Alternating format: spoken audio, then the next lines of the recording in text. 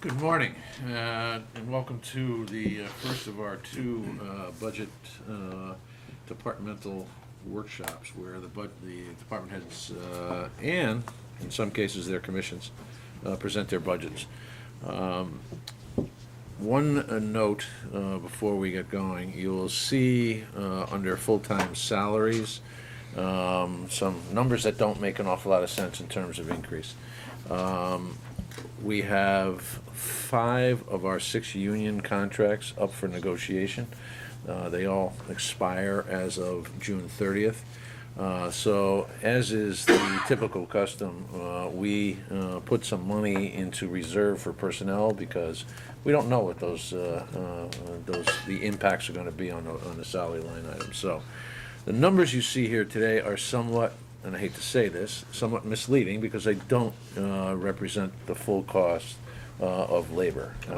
So the percentages don't mean an awful lot at the bottom of each department. However, in the aggregate, because the money is in reserve for personnel, there is a number at the bottom that accurately reflects what is being asked. So I just wanted to make that caveat. And then I'm going to ask either Mary Jane or Mitch if you have any other caveats of that type or something that we should know about before we look at all of these things.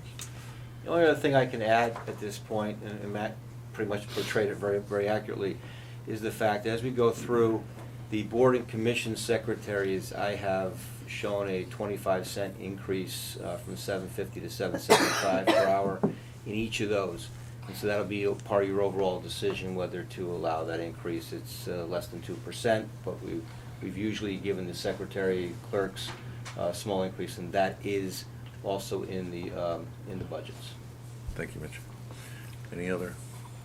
No? Good. With that, the first of our departments is up, and it's the assessor's office. Good morning, Jen. Good morning. How are you? Good, how are you? I know you can barely afford the time since we are anxiously awaiting the publication of the grand list. Saw something in the paper this morning. East Haven had a nice little growth, 1.37. Maybe there's something happening on the shoreline, let's hope. Let's hope. Okay, so to start with, we will start with the full-time salaries, which you just mentioned are contractual. And I actually have a decrease this year because of a new hire. We had somebody that had worked for the Town of Guilford that resigned, and so we had a new hire, therefore reducing the full-time salary line item. We added a part-time salary line, which is actually reallocated from a field work line that we had. So we just took the money from that and put it under the part-time salaries. I'm asking for an increase of $725 under printing and scanning. What I'm looking to do is add scanning of old field cards. These have become very important to the health department. As years go by, they want to see different aspects of a house, if there's heating in it, if there's any notations in regards to it being seasonal, so on and so forth. So I had gotten a quote from CCM and also through Minuteman. Minuteman, unfortunately, is an hourly quote, and so right now it's really hard to determine how long it's going to take. So for $725, I didn't think it was that much at all to do about 10,000 field cards. As I mentioned, we reallocated the fieldwork line item to the part-time salaries. In regards to copier, I'm asking for a $250 increase to add a fax module to our copy machine. The reason for this is that the fax machine that we've been using is in the tax collector's office. She has her office under lock and key now, and it's quite difficult to have to go up to their door all the time and knock on it and ask them to come and open the door so we can fax. Just a quick question, is that a one-time charge or is that an annual cost on the fax module? Because the contract for the copier is up Okay. next year, that is just one part of it. The other part should come out of my budget this year. Office supplies, I have no change. Dues and memberships, I have no change. Education and training, no change. So I have an overall decrease in my budget. And I don't know if you also want me to address the projected revenue. We project about $2,300 in revenue for field cards and maps in our office. Is that flat? Is there any change in that from the previous year? Actually, it's an increase because last year I thought that it would be a lot less. Okay. So it's sort of bumping back up where it was the previous year. It's up by $300. In what accessibility, when you say you're scanning the field cards, are they available online then to people? No, Or they're we just have in- the current field cards online. These would be older field cards. Oh, the older ones. The And they older would- ones, correct. And they would be available online. Tho- What you're scanning well, would, They would have to come into our office. Those wouldn't be online. so when you're scanning them, where are they residing? They would go to an Scan. external hard drive, so then if anybody asks, we'd take the external hard drive and we'd pull up the field card and give them a copy of the field card. So you are scanning it to digitize it? Correct, yes, yes, for historic purposes, so we don't have all those files downstairs in the basement for That one was thing my in our question, so it would office. free up space. Correct. And I so mean, you, oh, sorry. Go ahead. Can you dispose of them, then the paper ones, is it legal to Yes. get rid of them? Oh, Okay, yeah. okay. There's Oh, a yeah. form, Right. there's a form that has to be signed in order to get rid There of it, was by the one way. discussion which I was very surprised about the state requirement of so many years and microfiche and paper and all of that. You've covered yourself on all of those? Yes, you only have to hang on to the field cards until the next revaluation, so. Okay. Those Remember two that, need- some of the files we were already Yes, shredded. yeah. why I I think was there's some of wondering. the Those are the files files over in Town Hall South. Yeah, That's that- exactly some of right. those aren't able to be, the And- paper and- ones have to be saved, and to even your- if to they're your- digitized. To your point, Charlie, it's a ridiculous requirement. Electronic is not considered, and no offense, but your former organization, the State Library, is commission. It's is- still my is- current organization, Organization. because I'm on the board, so I'll take it back to myself. So, No. but they're the ones that set the standards for I know, record it's- retention I throughout the disagree with state. it, but And I'll try to change it. as do Tell I. them Charles agrees with you, that should help. Will this 10,000 represent all of the remaining cards that aren't digitized, or are you just? No, those are all the properties that we have in town, so it would be every single property, Would then be digitized. yes. The current ones available Well, to the the public. current ones are and the online, past current would ones are be in our office. available It's the on a past server, ones. yeah. Correct. Because we've lost certain years in regards to they've been disposed of, and we have no hard copy of it. So going forward, we would never have to do this again? Well, no, you would Okay. continually have to Scan. do it every time we have a revaluation. But we wouldn't have the catch-up. So the current cards are not digital, they're hard copy? The ones we have now are online and in our office in a hard copy and on our system, our computer system. So those are already available right now, but when we go through a revaluation again, 2022, that means we're still going to have 2017 records. So then we scan those. I think the question is, if they're already scanned and on your system available, Online. why are you scanning them a second time? I think that's No, the I don't question. have the 2013 field cards in my You system. said moving forward. So the ones you currently have on your system now, Well, I'll deal with that later. No, Okay, what we're I'm trying to concerned say- about this, is this Yeah. gonna be a recurring event every 4 years, or whatever it is? I'll have to check with the revaluation company to see if that's something that they can do Okay. for us for a charge. I'm assuming it would be a I'm charge. trying to understand is, what are you asking them to do? You said the current cards are digital, so you have them digital. They'll have to create a file, I guess, because they'll be loading other cards.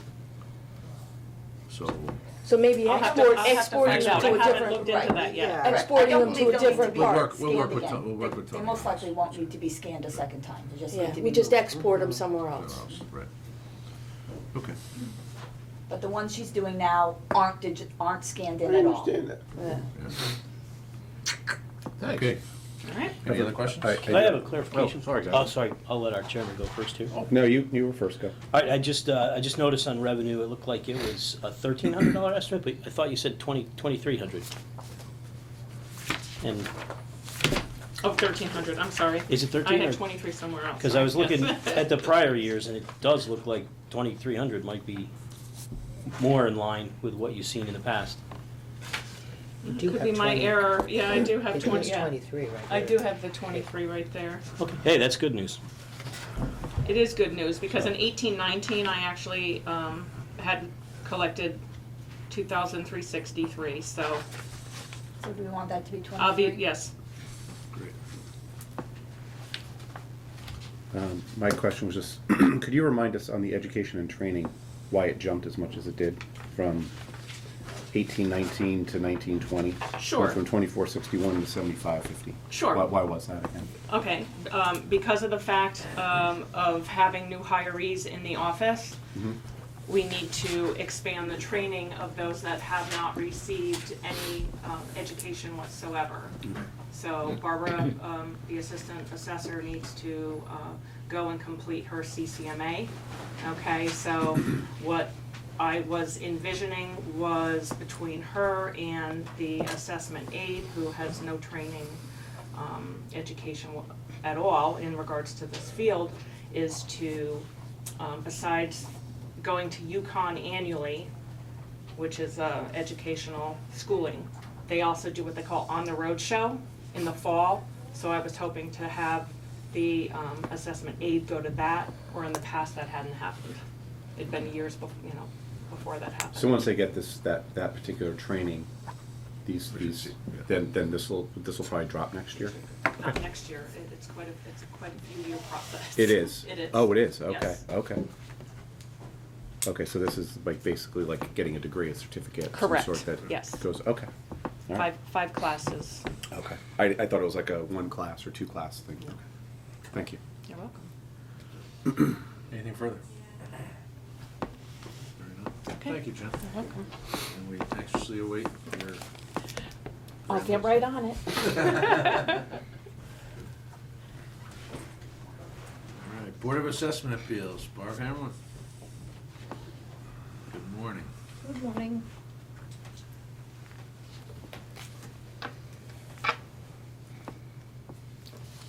Okay. So I have a total decrease in the Board of Assessment Appeal budget of $750. We reduced the stipend line by $700 due to the fact that we have lesser members on the board at this point in time.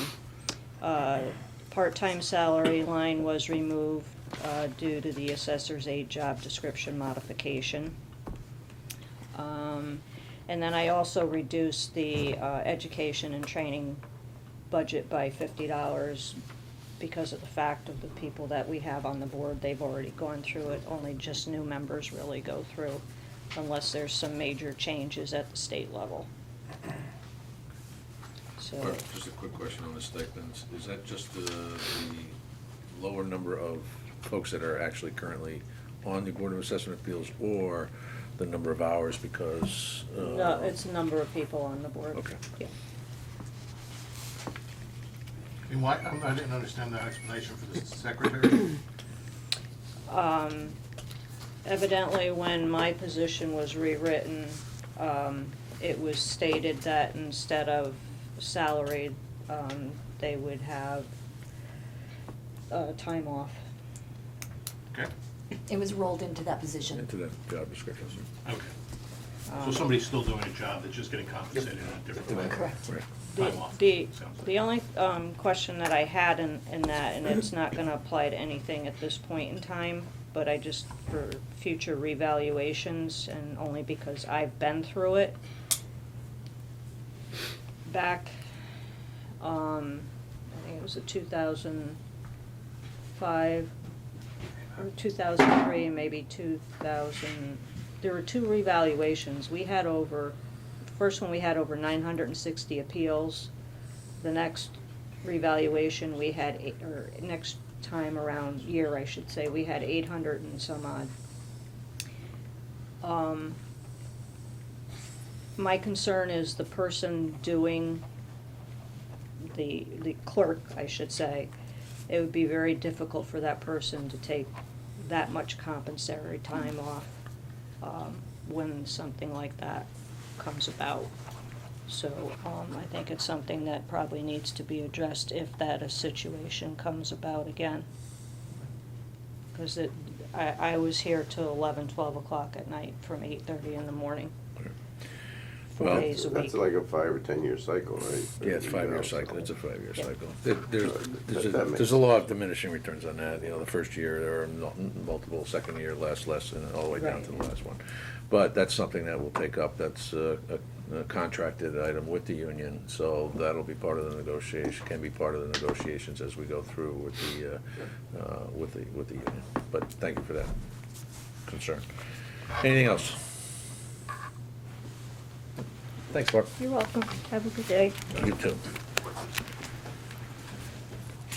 Library.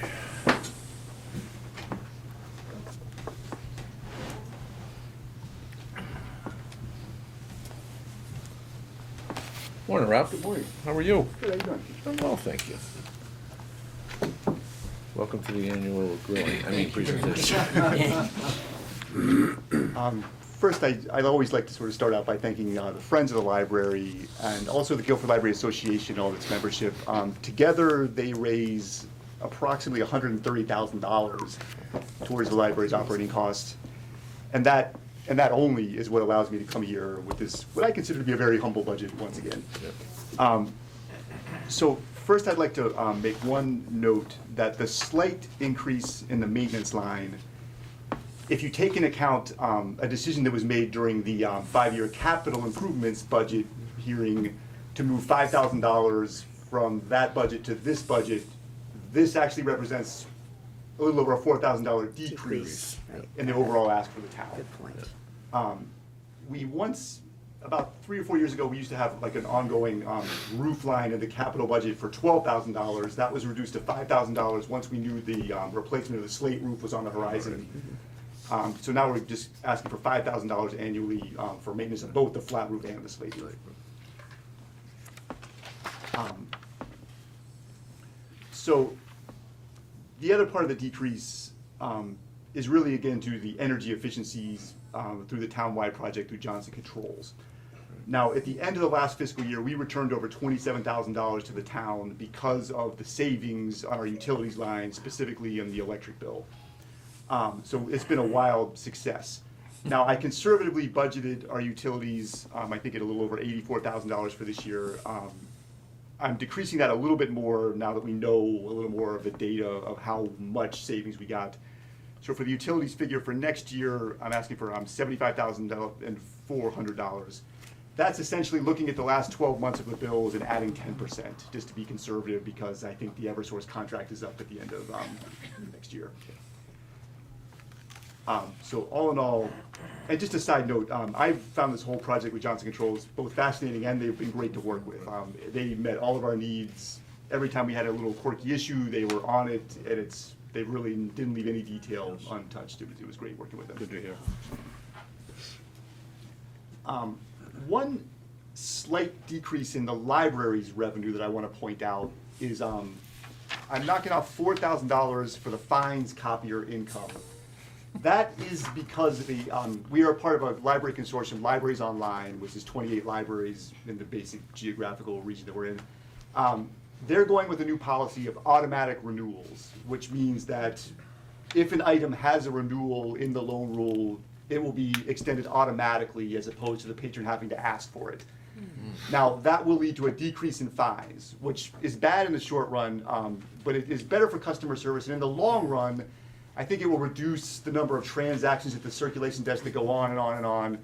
And this is, Guilford residents are fantastic, but they're very, very diligent library patrons. So they will sit there and argue at the circ desk for, a pretty long period of time over like a 50-cent fine. We don't particularly care about that, but it's great, but it's also like, we don't really need to be doing that.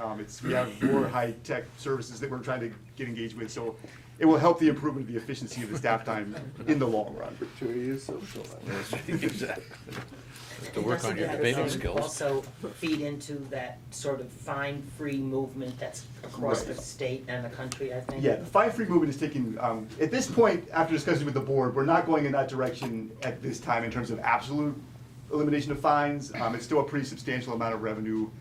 The copier portion of that and the printing has gone up a little bit in recent years, and the fines have gone down a little bit in recent years, but it's still a pretty healthy amount of income. And in discussions with the What board, would we you decided, estimate the fine of the 16? I would say 2/3 of that. And that figured actually, in terms of the actual. 2/3 of that is fine? Well, fines and replacement costs. Replacement costs will never go away. That, if someone loses an item, we're gonna have them replace it. Well, what's the motivation to get somebody to return a book? We had that discussion, and that's why we're keeping fines at this point. So the fines won't disappear, but the 2 renewals that they're automatically allowed in the loan rule will happen automatically as opposed to them having to ask for it in advance. So they won't get that 25-cent fine just because they forgot about it. They'll get the 2 renewals automatically. So it's hard to really get a precise times. number. So, I'm sorry, so they get a two The- chances to renew the book. Sure. And Like a then- standard book will loan for 3 weeks. Yeah.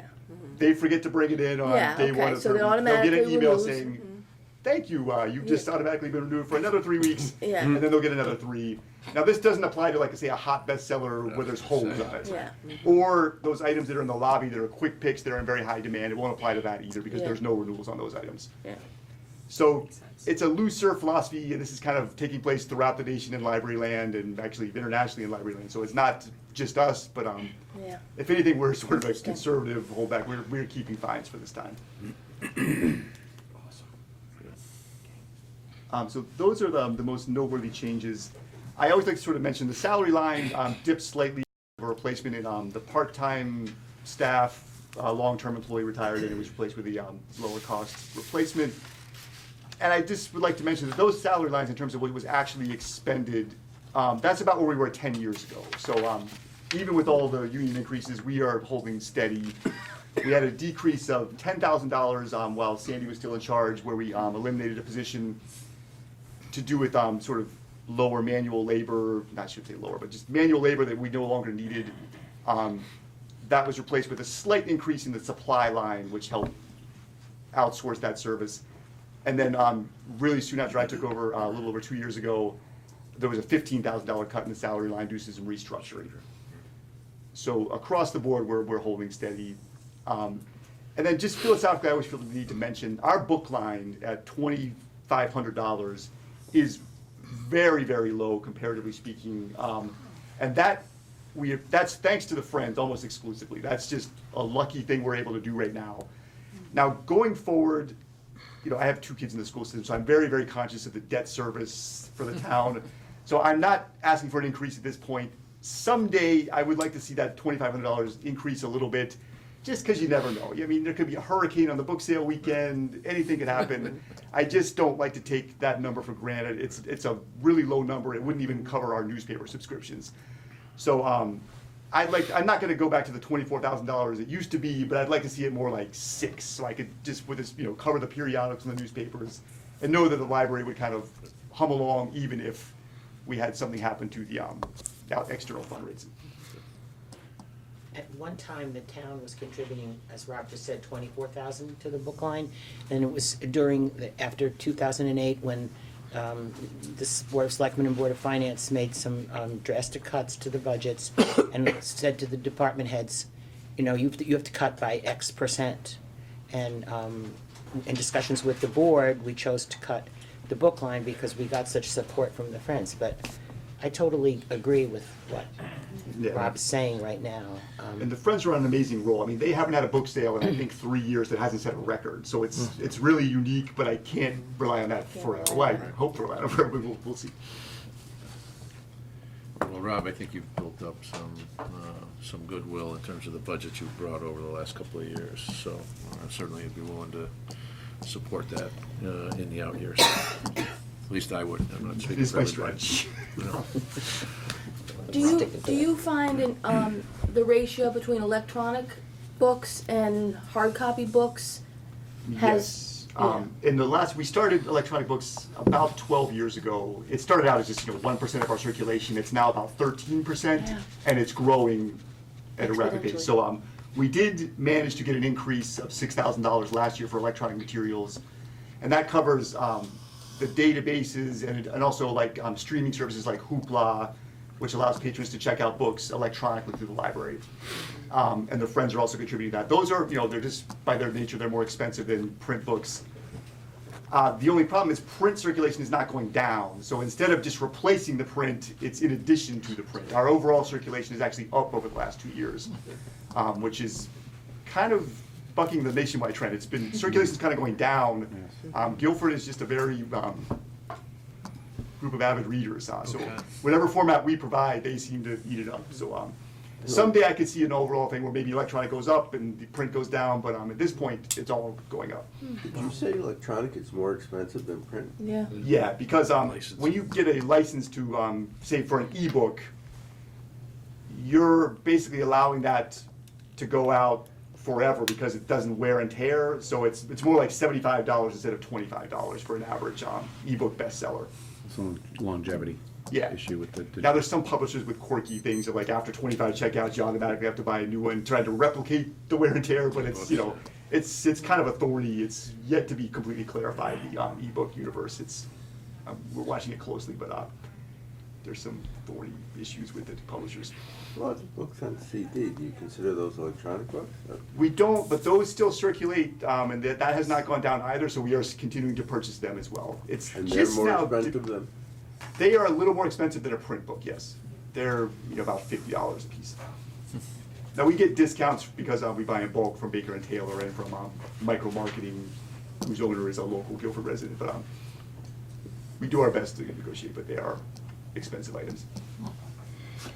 Rob, other than lending books and electronic materials, what are some of the other things that people use the library for? Particularly, you mentioned hurricanes earlier. Sure. We've been really lucky in the last few years, but I would like to remind everyone, during the hurricanes, we were mobbed with people charging their devices or just providing a place with water and bathrooms. We did provide, one day over the summer when it was getting into the 100, I think it was 102 out during the craft fair, we opened up as a cooling station so people came in and enjoyed the bathrooms and the air conditioning. So we're always cognizant of that as well. And then we're just a space. I think one of the things I've really tried to do is expand the public spaces, because the demand for study rooms and just really traditional library services, just someone who wants a quiet study carrel, that has been expanding. We're packed almost every afternoon with people who are not there for a library program or anything. They're just there to use the facility. So I did repurpose an administrative office to create more public space. A conference room that was formerly an administrative conference room is now just all day long used as a study room space. So we're trying to meet the demand. It just seemed kind of crazy that a couple of years after the renovation project, we were already a little bit space deprived. And I'm certainly not coming to ask for a renovation, but we are quite busy, and we're doing our best to meet the demand.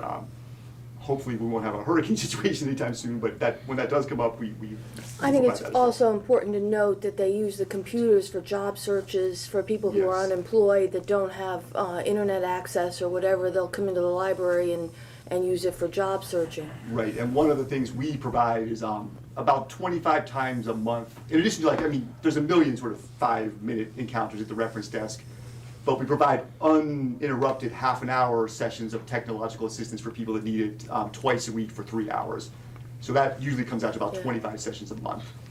And that's in addition to the computer classes we offer and the programs and everything. Well, I So was going to say that. I think the programming is phenomenal. What Guilford Library offers people is, the programming is wonderful, just wonderful. Do you have any statistical information that you can share without doing any extra work about numbers of patrons or anything like that?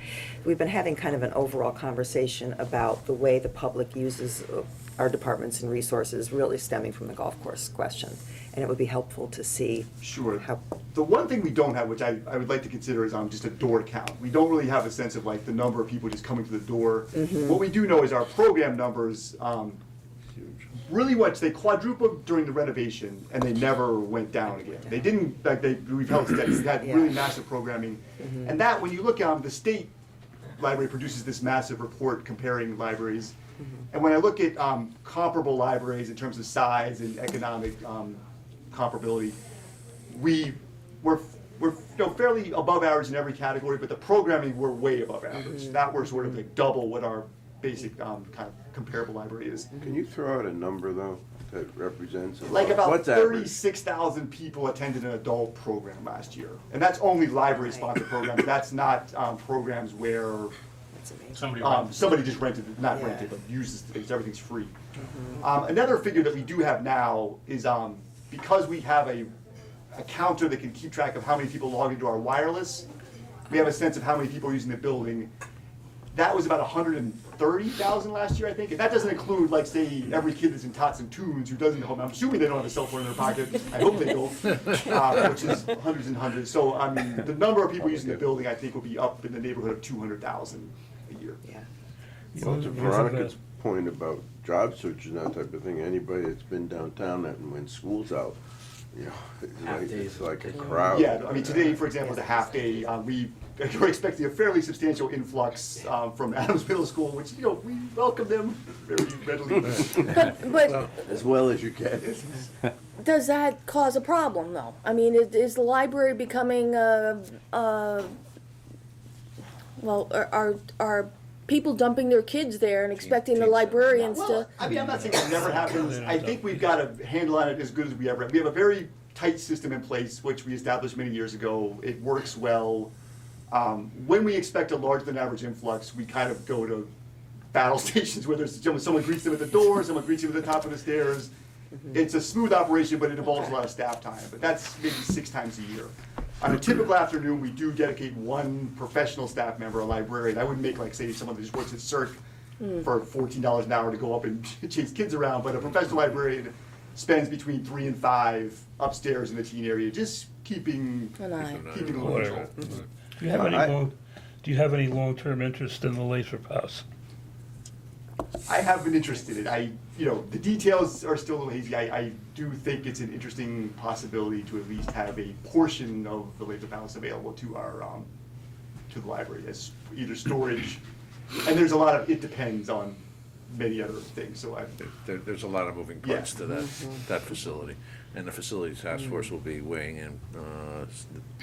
Apparently, we're gonna get a preliminary report in a couple of weeks, so that all figures in. To your question earlier, Susan, the luxury of having electronic files, last year's budget presentation to the Board of Finance, we had listed some of the, where your tax dollars go. The Guilford Free Library had an all-time record, 28,278 people attend a library program and over 150,000 instances of computer or wireless internet use.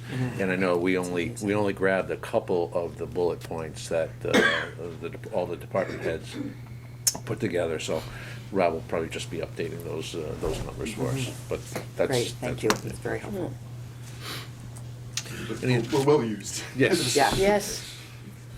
Any other questions or comments? Thanks, Rob. Thank you very much. Okay. 9 o'clock, we're only running about 10 minutes behind, not too bad. Human Services.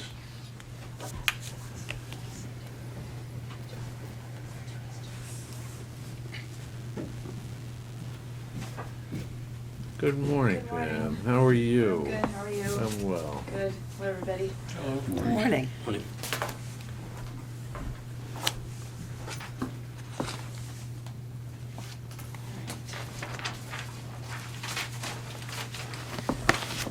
So I'm Pam Elman, I'm the chair of the Human Services Council. This year, our budget request is $92,691.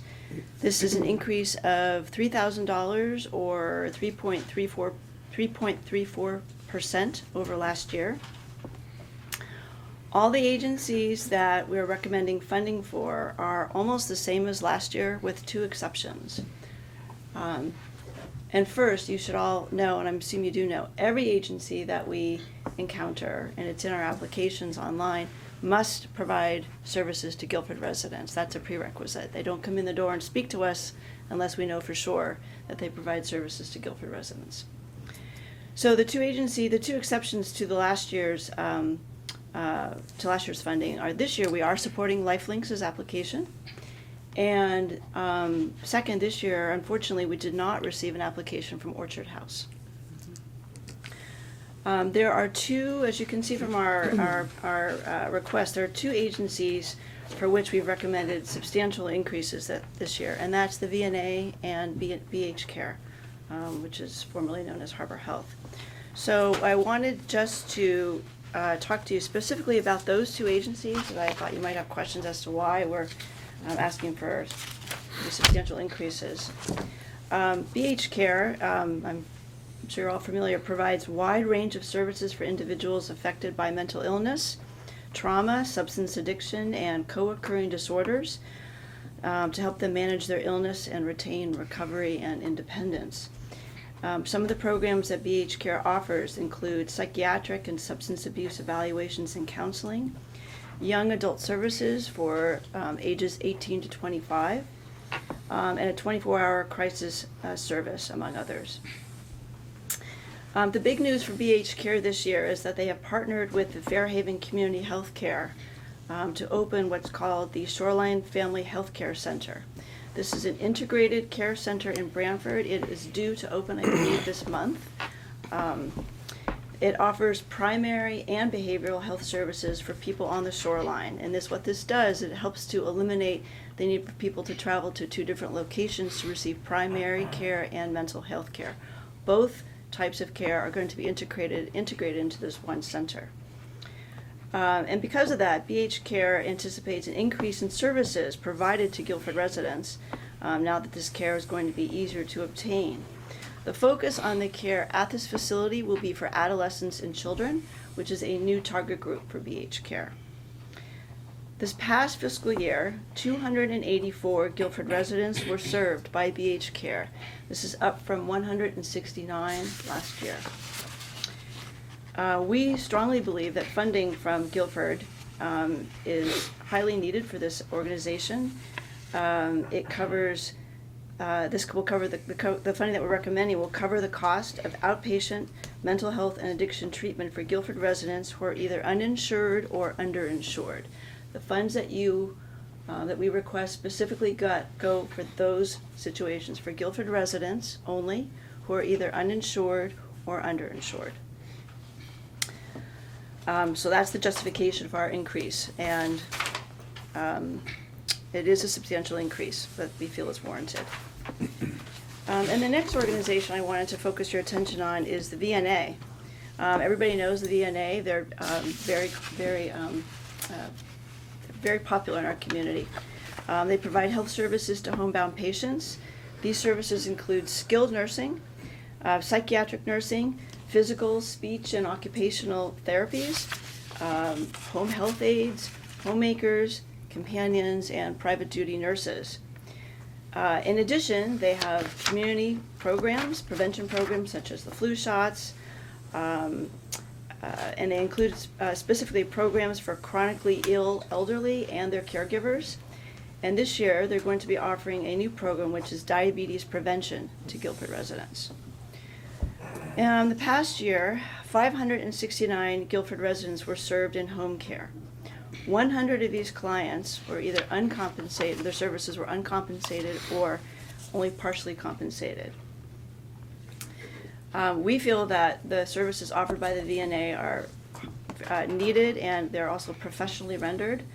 One thing to note about the VNA is that they have struggled to adapt to sort of the continual changes to their funding landscape, and the care reimbursement environment nationally is become more difficult. And if there's something very specific that's occurred this year with respect to Medicare, which I'll talk a little bit about. And that's really the basis for our requested funding increase. So the Medicare is a major source of payment, as you probably know, for home health services. The government launched a new Medicare payment model just this month, January 1st. The VNA told us that this is the most drastic change to reimbursement since the year 2000, and they spoke of predictions that as many as 30% of home health agencies will go out of business. The VNA said that they are prepared to manage this change but also said that it would not be easy and it will require a change in practice patterns. They predict serving a similar number of patients, but potentially fewer visits per patient. I didn't really know what that meant since I don't know much about Medicare, so I did a little research on my own. If anybody really wants to know the ins and outs about it, I can discuss it a bit. But I'm not a healthcare provider, so I could probably only give you a summary. But what it basically means is that the funding model for home healthcare agencies is changing such that if you ask the VNA to provide services, but you are not coming out of the hospital, the government will reimburse for those services at a much lower rate than they would if you were recently hospitalized. So same service, but depending upon if you were hospitalized or not, the reimbursement rate will be different. Hospitals are often put patients on standby status, which means they don't hospitalize them immediately because of the high costs and the reimbursement rates. So although you may in the past have been able to be hospitalized, in the environment today, you will be sort of on a standby or observation status. I believe it's up to 72 hours, at which point the hospital will not actually admit you, then send you home, and if you need home care services, the government would not reimburse the VNA at the same rate as they would as if you had actually been hospitalized. So that is that's the struggle that the VNA is going to begin encountering, and that is really the basis for our requested increase in their budget. Do all the neighboring towns support them as well? I mean, do they provide services in the area? Yes, they do. Oh, yes, they do. Yeah. Do they attract funding from neighboring towns? Right. I believe they do. I can go back and look. I think at years that. ago they were called the Guilford-Madison BNA. I know that, but I think They since then they, purchased like Camden. Or yeah, they've something. merged They into do. other They towns as do. well. Are they considered a not-for-profit, or are they? Oh, they're not-for-profit, yes. There isn't. Only the agencies that come to us are not-for-profits, it's a requirement, yeah. To answer your question, the total number of non-Guilford residents served by the VNA in the past fiscal year was 4,938. So they have a broad base. Yeah. Close to 500 residents were. 569 Guilford residents were served. Yeah. Wow. I think they're one of the Bob, you biggest had employers in the The area. BH Care serves how many people in Guilford? Each care. 284. 280, almost What did I 300, say? you said.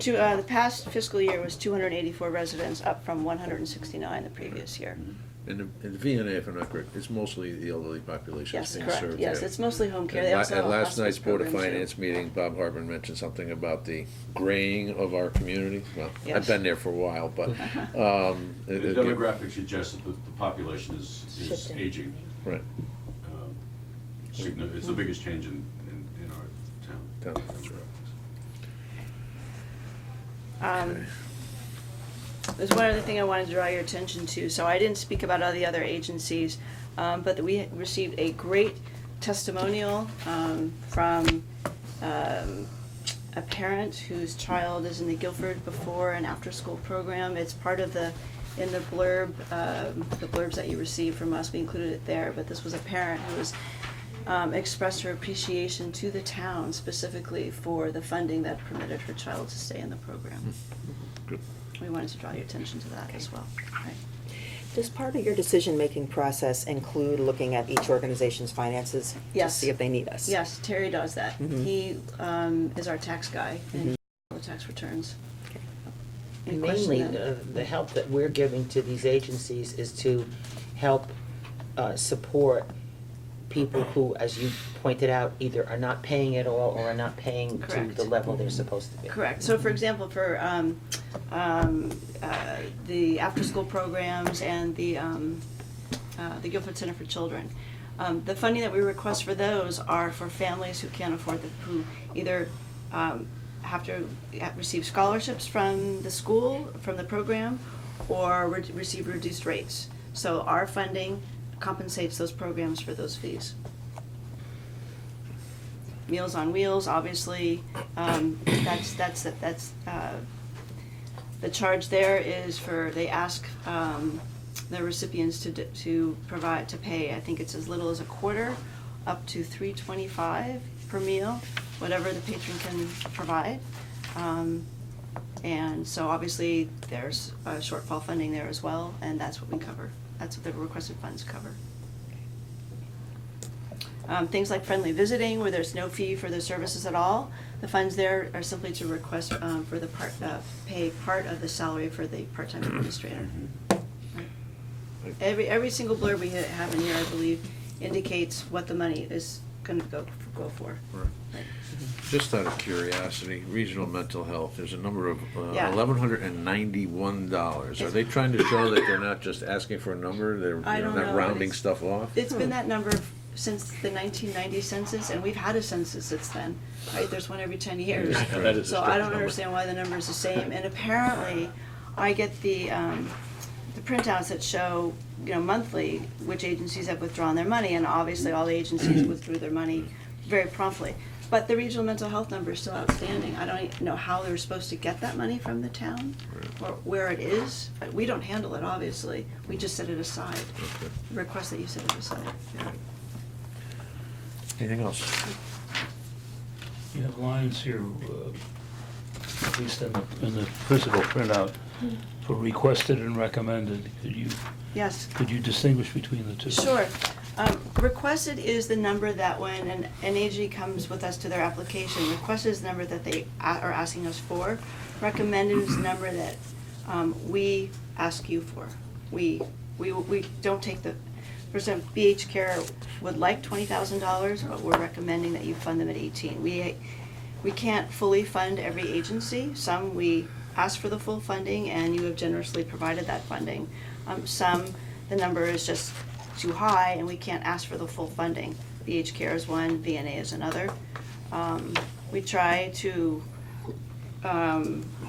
we give them as much funding as we think is justified by their application, and also take into account presenting it to you, the questions you're going to ask, and the demands, other demands, obviously, on the town's finances. So that's one's the want, and the other one is what we're asking you to provide. I guess on that note, these are great programs, and, we see the town giving, and it's a great thing. But, I see an increase of 3.3%, and I kind of wonder, if the town said, hey, we're maybe going to try to get the budget in a little lower, maybe try to look for a 2% increase. Well, I'm just throwing a random number out. Would you be able to adjust? We've done that in the past. It's Yeah. happened. Yes, we have had to do it a couple times where we were told we need to cut, and if we have to do it, we'll do it, of course. Okay. Yeah, it's painful, but the way we figure that out is which agencies are less able to take the hit than others, and that's how we make the decision. On that point, there's so many metrics, and so many different ways of looking at it. BH Care's revenues are $20 million, VNA's revenues are $31 million. They're very big operations compared Right. to Guilford Center for Children or Right. any of the other people on the page. Right. So do you look at them as a dollar per Guilford patient, Guilford service, Guilford resident, dollar? How do you, are there other things that you look at beyond their request? Are you speaking to a potential cut, or just in our funding request, basic BH funding Care request? will ask for a number and expect to be cut back, and they don't know what our budget is, they don't know how Right. much money we have available, they ask for something, and then we choose, So when you look at the valuation, when you look at the number of people in town that each one of them serves versus, do you look at their budget, do you look at what the difference it makes for us to give them money, or? We look at, I'd answer that question best. I think that It's the when value proposition is what right, I'm at. it's, when we're recommending, when we look at a bigger organization, whether they receive, for example, BH Care, if they're asking for, let's say an organization asks for $20,000 and they're a large organization, if we give them $10,000 versus $15,000, is it gonna make a big difference? Probably not. But we know all that the funding that they're asking for is going to go for Guilford residents. So to the extent that we don't want to have to cut, because these are all services that will benefit Guilford residents, we don't like to have to do that. A smaller organization, like Meals on Wheels, or the before and after school programs, those are much smaller, and they have much smaller budgets. So yes, a funding, if we if we cut them as much as we would cut others, it would definitely hurt them. So if we would have to make that decision, we would most likely, I mean, I can't, obviously, I'm only one of 9. But in the past, when we made that kind of decision, we looked at the size of the organization, took that into account in making those decisions. Cutting and funding as well, yeah, yeah. The Guilford Center for Children, Yes. how would you describe the relationship between that activity and the preschool program in the public schools? The Guilford Center for Children, I'm sorry, how would I describe their, How do the two work together? well, the Guilford Center for Children is a preschool program, and to the extent it's play and it's learning, and they prepare them for school. It's not, I think preschool is not it's not babysitting, it's really preparing them for school. So they have a play component and an educational component. They have, I think they have Spanish and math skills and things like that. So to the extent that it's a feeder program to our kindergartens, yes, I would say it probably is. So you work with the schools? Does it work with the schools? I don't think it has any direct connection that way, no. I also think the before preschool, and after, I'm sorry. nothing, I was just gonna comment that I think the preschool program is, specifically at Lakes, is geared toward children that may have learning differences, preparing them for school. You know, they get priority. These are the children that have been identified as having a learning difference. That's a different program that you're talking Right, about. right. Right, the Guilford Center for Children is a standalone Right. preschool down That, but on- that's the difference, is what I. And Yeah, also, that is the different, Guilford right. Center for Children was commonly called the daycare Care center, center. right. It's much more than that, but its hours of operation are like 12 hours a day. So it serves as all those enrichment things, but it also serves as the only not-for-profit daycare Daycare. operating on a sliding scale in the Yes. town. It's based So, on the needs, that's right. right, Yeah. so that to me is like a major Yeah, thank you. Sure. thing Yeah. that So certainly is gonna add to the It allows benefit of parents to anybody. get out and work. Yeah. Yes, yes, right. I'd like to reiterate one thing and just, I'm not, I thought you said that all of the dollars that you utilize, goes to Guilford residents. They're required to state that in their applications, how the dollars that this town provides will be Everyone. spent. Pardon me? All of these. Every single, it's in our application, yeah.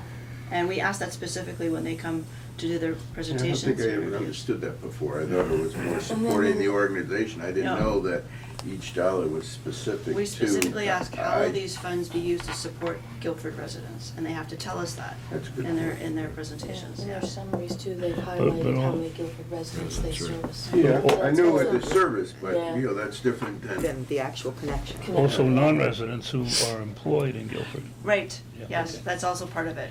Part of our application is if they have any employees who are employed in Guilford, right. interesting. Right. Just a quick comment, Charlie's Closet, which is one of the best kept secrets around. Not for some of us. Yeah, well. I was amazed to find out that this past year, almost 1,250 Guilford residents took advantage of those services. And I think it's important to note that one of the founders of that, Phil Russell, who was a former finance director here in the town of Guilford, and created this organization largely out of because of the fact that he had a child who had significant medical needs. He passed away this past fall. So there are only maybe 2 or 3 people in this room who actually worked with Phil years ago. I know Ken was one, Sandy and Rick as well. So, but just a great organization that has survived over 30 years, I think, at this point. So, Good. any other questions? Hearing none. Thank you, Pam. Great, thank you. Thank you. Good work. You would almost think you were being paid for this. Really nice to have so many agencies. Oh, a lot, Pam. I like to do it. That's impressive. Well played. Okay, Park and Recs. Yes. Parks and Recreation. Or is it Recreation and Parks? Yeah, right, we'll play. We say with the Department of Parks and Cooperation. Ah. How are you? Is that your only one today? You got a couple Oh. more? Oh, just wait, just wait. You never know. They just come out. I know. They do, Can't they help do. it. All right, Rick and Rose, what do you have for us? Well, good morning. First, I just want to thank the Board of Finance and Board of Selectmen for the budget you've given us over the years to help all of our staff do the job that we have to do. And we're very thankful that we have some success, and we can't do it without the money we need to do it. And we're thankful for that. I'm just going to throw out just a couple facts and figures. You probably know some of these, and I don't want to bore you with a lot of these, but we have about 8,000 different participants in 600-plus classes. 35 of those are fitness classes. Our day camps, last summer had over 1,000 kids, different day camps. Senior meals and Meals on Wheels, we expect to be about 34,000 meals prepared this year. About 70% of those go to Meals on Wheels. Senior bus passengers, I'm going to talk about that a little bit more a little bit later, but 13,149 senior rides, passengers on our using our buses. We take care of 40 athletic fields. We mow over 100 acres. Winter, we remove snow from over 2 miles of town sidewalks, town parking lots, and we have a couple guys that work with Public Works, taking care of the snow, removing snow from the roads. A new figure I just kind of looked at yesterday, the total reservations in the community center, which includes our programs, but last year about 4,800 reservations in the community center. Picnic pavilions, reservations about 290 last year between the two at Jacobs Beach. The tent now, which we started renting out last year in Quantipoc. So just a couple highlights of the 2021 budget. Utilities, we've decreased by about $2,800, 2.4%. That's because, as Rob mentioned earlier, the efficiencies with Johnson Controls, we're really seeing a difference. Electric bills have, I look at our electric bills in the community center every month when we get them, and they've been down somewhere between 12 and 18% for the most part. And we expect a decrease in natural gas because we're going to be putting new boilers in the spring. So we're expecting some decrease in that because that'll be more efficient. But even with that number being lower, but we increased water at Jacobs Beach with the anticipation of the splash pad. And that's about $7,500 more. So even adding that in, we're still down about 2.4% in what we expect in utilities. Building maintenance, a slight decrease because we've upgraded the HVAC system, so the repairs to that we've knocked that down some. We also had I think $1,800 in there this year for sprinkler test. It was replacing a backflow preventer, so we're not doing that next year. So we dropped that down. We've gone up a little bit in grounds maintenance by about $4,600, and that increases really about 100% due to the office trailer we have to rent. Last year was a half-year rental, and now it's a full year, so we have to pay for that. Field maintenance, there's an increase in there, and that's because we are trying to move a little more toward organic fertilizer. This is something I know the sustainable group would be very interested in. We're not 100% there, because it is quite a bit more expensive, but we're gradually moving in that direction. Some cases we use a bridge product, which is part chemical, part organic, so we're heading in that direction. Senior meal subsidy, we're asking for a $1,000 increase. Our budget last year was $26,000, but we actually spent $33,371 last year. I think we're going to recover some of that cost because we did go up 25 cents on the meals as of September. So we think that we're gonna be okay, but if we can get $1,000 more, that'll be helpful for the senior meals. We didn't want to go up too much on that cost because for some of those seniors, all of them are on fixed income. If they come 5 days a week and they're a couple, then it's a big increase for them. All other accounts, or except two I'm going to talk about in a second, but all other accounts are basically the same as last year. We just held the level on just about everything. Overtime, though, we put a $5,000 increase in. That's for two reasons. One is the anticipated salary increases, which are in negotiation right now, so we figured we gotta account for that and be ready for that. Plus, we provide 2 or 3 guys to help Public Works with plowing the roads. So that saves them some money, we don't have to contract it out, but, you know, it comes out of our budget to pay for those guys. So that's for that increase. The other one in the part-time account, we're requesting an additional 17.5 hours for receptionist. We're open 40+ hours a week, officially 40, I think we're more like 50 that were there, but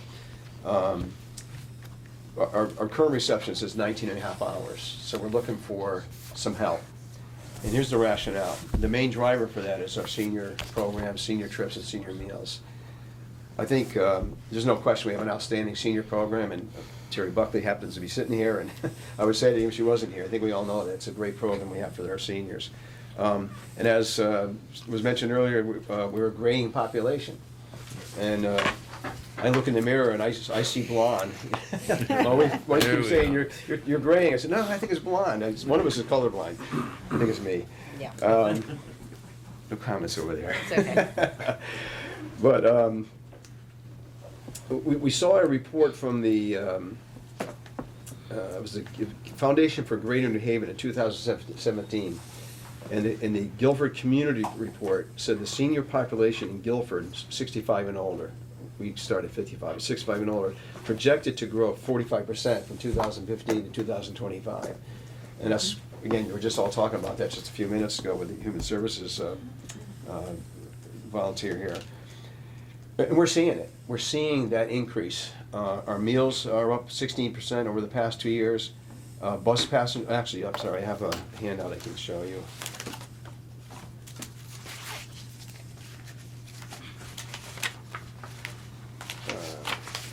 For that way, I think I have 13 here, hopefully. And you can just, you know, have this for later if you want, or follow along. But our bus passengers, over the last, since 2017, are up about 22%. 13,149 bus riders. Bus trips are up 25.5%, 8,200 trips. The SIL program, which is the Shoreline Institute for Lifelong Learning, it's kind of a special program that we collaborate with. That participation and registration has doubled in the last 3 years. The need for medical rides is skyrocketing. We will take people out of town for doctors. Otherwise, you know, our buses go in town anywhere for shopping, hairdressing appointments, bank, community center. But we'll go out of town for medical rides. And I think we go, Terry, where do we go as far as, we go to West Haven for VA, Westbrook, I think, and then north, I think North Haven. We won't go much farther than that. We're not gonna take somebody to Hartford, you know, but there's a geographical area that we cover. And that number's increased a lot. And so all these things, increased meals, increased trips, increased rides, mean a lot, thousands of more phone calls. Is there any charge for folks who use that No. ride service? No. I'm sure that's an enormous relief to those folks who need that. Oh, Yeah, yes. Who need that service. Yeah. I mean, obviously, if you go on a trip, like a bus trip to Pay for that. Basketball there's a Hall of Fame or sponsor. something. Right, right. Yeah, but for, Okay. yeah. But the medical rides in particular. No charge. And the local, somebody needs to get to a barber, hairdresser, they get that lift. They do, Yeah. yeah, or just Awesome. community centers, yeah. But each one of these increased rides and meals, it's at least one phone call, probably 2. If it's a medical ride, they'll call in and say, hey, can you pick me up, Thursday morning, I need to go to Dr. So-and-so. So you're calling it more receptionist hours, but you're really looking for more clerical help. Well, that's what it is. Yeah. But the receptionist can do it. I mean, Yeah. it's calling, making phone calls, Right. receiving phone calls, scheduling people for lunch. Yeah. You know, it's really, yeah, I mean, Terry and Patty do a great job with the programming part of it and all that administrative part, that part, but it's clerical, but the receptionist, a lot of it's phone calls. For example, this in the last week, I asked all of our staff to just keep track of the number of calls coming in. So this is not a busy time of year for us. Between calls coming in and calls we had to make out for calling seniors for trips or whatever, 743 phone calls in 1 week. 70% of those were senior citizens. We had 204 people at the counter in 1 week. So it's a lot of extra work that's going, that we're seeing, and again, the driving force is the increase in the senior population and the senior needs. So what we have asked for is 17 and a half more hours, and so the cost would be about $12,000. But we're also, we're going to be expecting a contribution from SIL, because a lot of this work has to do with the SIL program, or at least seasonally it does anyway. We're gonna ask them to give us $3,000. So that's gonna help offset it, so that the actual net cost is $9,030.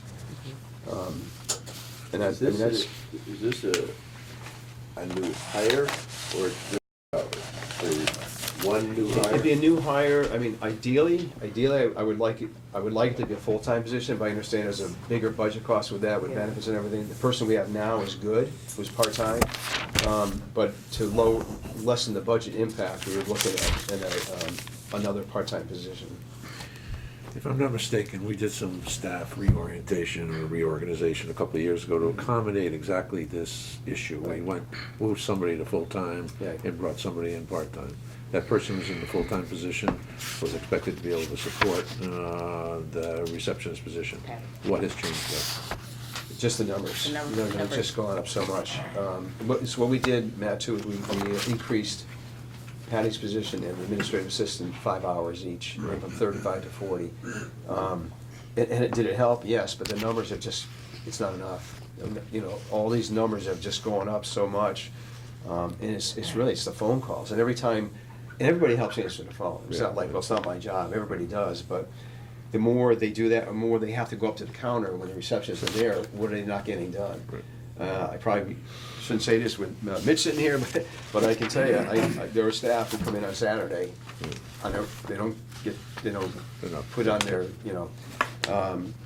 and there are staff that stay till 6 o'clock at night to get stuff done, because they just can't get it done with all each other. Does that new part-time person or additional hours or whatever the calculation is that, because I noticed you also have a 25% increase in overtime here.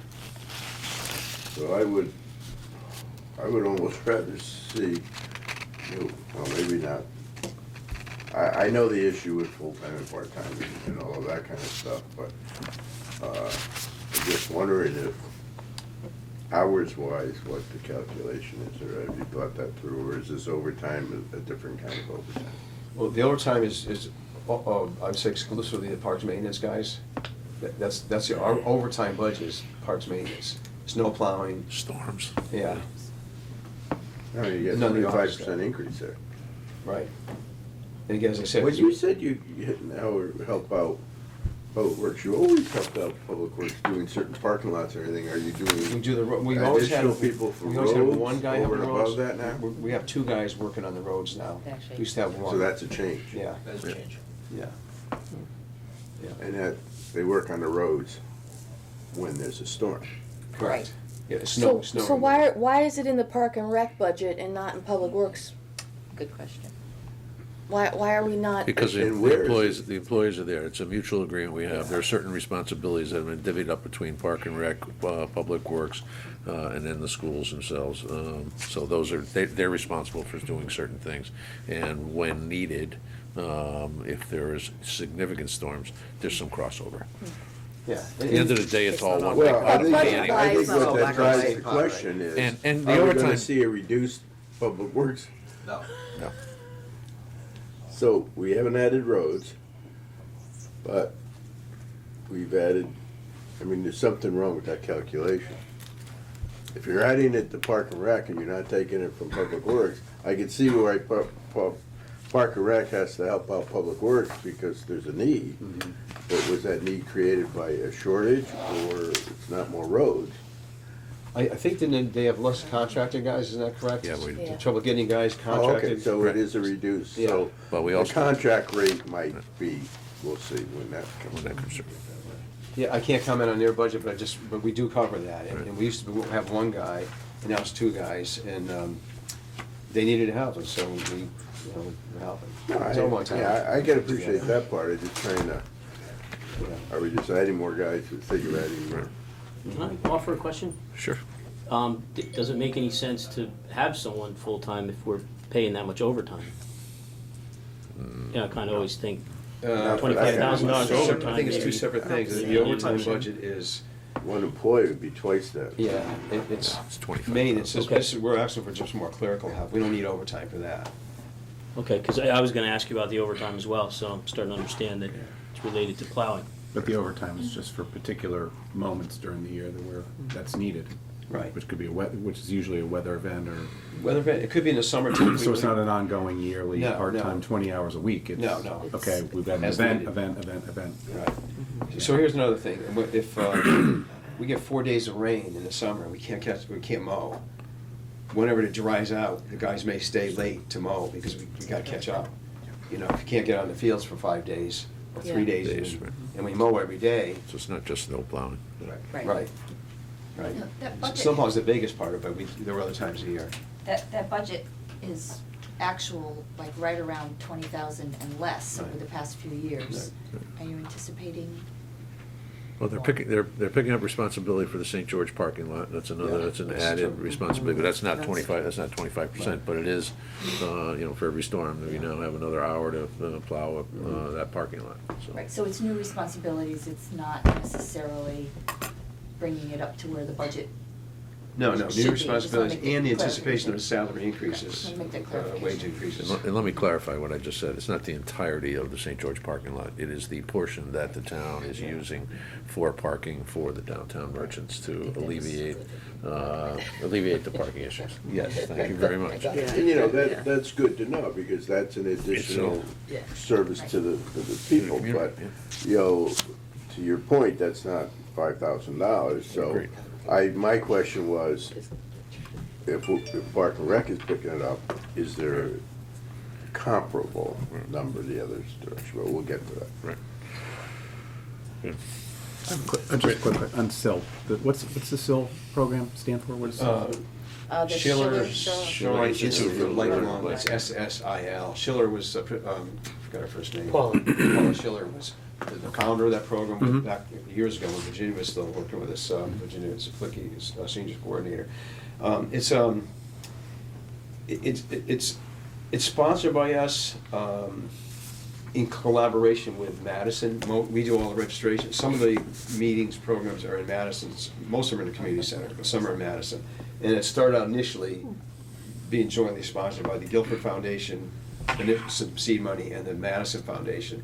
And it kind of covers itself now. But most of you can come there on, some days there are 120 people at a seminar. I think they had somebody, Terry, it's from the Holocaust, I think. It's a There's a series. Holocaust survivor came and did a whole presentation about that. There were 120 seniors came to the meeting in the Guilford room, and that's people signing up and registering and coming to the counter and asking, where's the Guilford room, or what time's it start? And they pay a registration. You do, They you do. pay a registration fee and you pay a nominal fee for each program Right. that you go to, but it's a series of programs. Educational, there's movies, there's discussions, there's a whole range It's mostly educational of stuff. events. Yeah, I was just wondering what it was. I knew it was Yeah. critical to the seniors in town, but I didn't know what it stood All for. the time.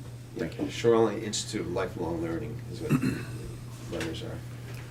Rick, I know we started asking questions. Did we interrupt your presentation? Was there more that you? No, I think that was it. Our not counting wage increases, because that, again, is not in the budget right now, but it's about 1.9% or about Wait a minute, I thought you said $30,900. that some of these salaries reflected expected. The only one it does is the overtime. I'm anticipating there's gonna be a salary increase. And so Full and part-time, you have substantial increases too. That's not a rate increase, that's people? That's the People, yeah, part-time. just that one Part-time person. position. Yeah. That one person. That's the Yeah. person. Part-time. Most of the changes in the part-time area, Charles, have to do with the bus drivers. They've adjusted the number of hours they work.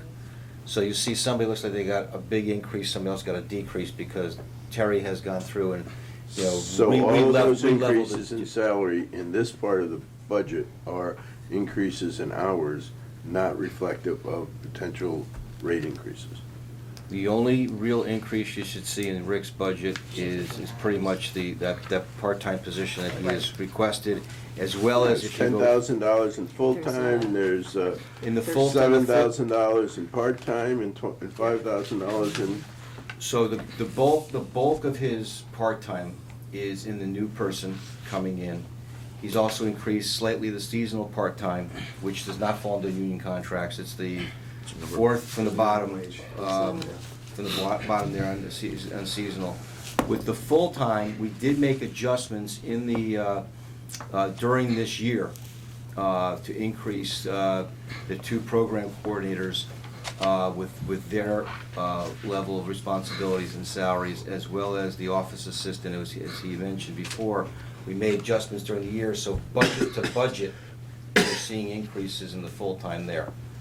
But where they are right now. So those are rate increases that have already taken effect. Been taken effect. The only hours and/or slash number of people is potentially the reception. Correct. Administrator There's type person. one custodial position, it's not big, it's $77,000 or $8,000, that's higher than last year.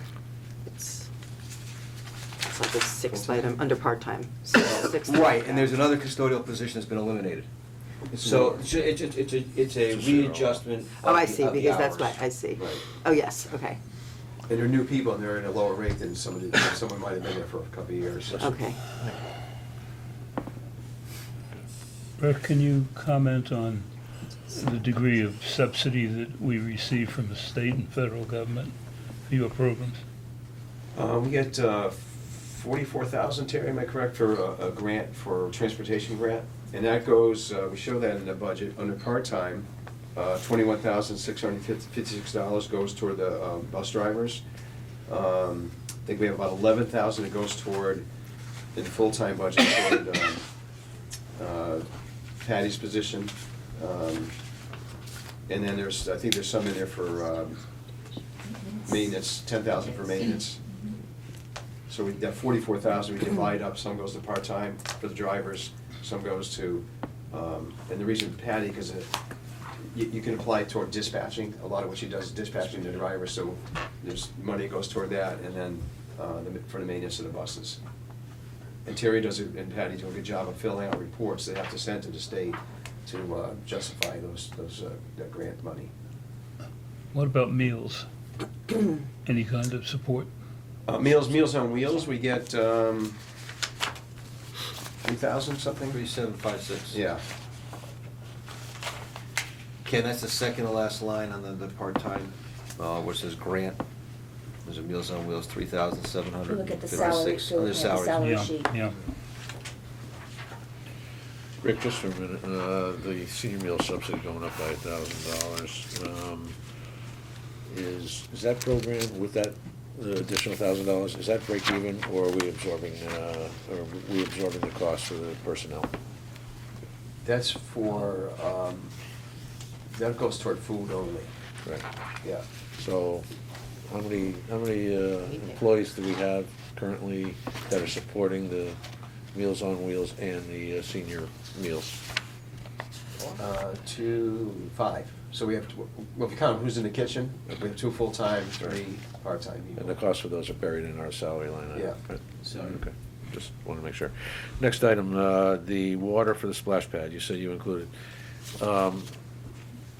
With all deference to the folks who are trying to fundraise, is there realistically an expectation that that's going to be up and working this summer? question by Well, we do hope so. They have It's $7,000 aggressive. and they need to raise $150, the thing needs to get built. You have DEP applications that you need to satisfy. Is it, again, is it realistic? I'll say it's an aggressive schedule. Clearly it is. We had about an hour conference call last night with the architect, Mandy, who's from the community, who's driving the whole project pretty much. And there's a ways to go fundraising. There's a ways to go. I think the couple articles in the paper last week are helping, as we just saw, I think $3,000 or $4,000 has just come in over the weekend. I think people are stepping up. What Mandy is doing a great job in trying to do is get in-kind donations. And that's part of what the conversation was last night. How can we break this out so we can find out what is the value of concrete, for example? So if we can get a local guy who says, hey, I'll do the concrete, I'll put that in, you know, what is the value of the pipes? And we get a plumber who says, okay, she's trying to coordinate all that. I think the biggest, Veronica, you're on the committee, I think the biggest hurdle is getting the money. You know, so where are we now? We're meeting with the neighbors next week to get their input on it. The CAM application is being worked on now. I got to talk to George Crawl about deadlines for that. And so that, you know, it's going to go to planning and zoning and then state approval. They'll come back to the commission, I think probably the February meeting, to show the final design, you know, what it's going to be. I think her goal is to have a pretty good handle by the end of February or early March. The goal is by the end of February to have enough funds to be able to order the equipment, Right. because there's a 6 to 8 week lead time in order to have the equipment here and ready to be installed in the spring. We can continue, the idea is to continue fundraising, but right now the aggressive goal is to get enough to order the equipment. There's I know of at least another 5,000 or 7,000 in sponsorships that are coming in over and above what you are talking about. Is there any planned changes in the parking at Jacobs? Obviously, some of this is gonna be planning and zoning stuff, but we're here, it came up. Yeah. What do you think? Yeah, so what we want to do is just formalize, what we did last year, is we extended the grass parking. You know, Yeah. there's already the grass area, there's no overflow parking anyway. We put up stakes and caution tape just north of the pavilion, so between the houses there and the pavilion, we kind of staked it off, it was caution tape, you know. Yeah. So we asked the architect to, it's really separate from the splash pad. It's not part of the splash pad committee to do the fundraising for that. That's something we'll take care of later, but we know we need additional parking. You almost So- need it anyway.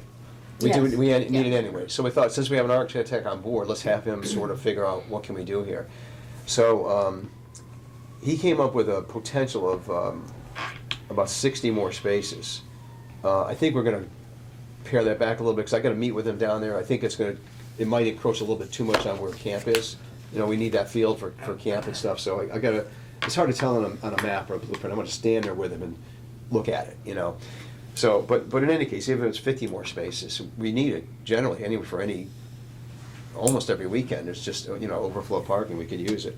We did it last year, we just want to formalize it, and when I say formalize it, it's still going to be grass, but have those wood barriers like we have in the other grass area. It'll still look nicer, just extend that and have the wood barriers. And he suggested if we line it, which we could do with our liner, like, you know, we do fields, line it every couple of weeks, then it'll help organize parking too, so they're all parking. And this would always be gravel, or not always, but Or grass. Grass. Yeah. Grass. Just grass like it is now, no change there, just Okay, just grass. identifying it better. I just want to circle back on the splash pad. I think most everybody in this room knows I'm supportive of the splash pad. I voted it out off this board. But I have some significant concerns about starting a project without all the funding being in place, because then they're going to turn around and they're going to ask the town to pick up the tab. And this has been presented as paid for by independent and by private fundraising. I'd be loath to start construction on a project without the total commitment of funding and a bank statement that might support it.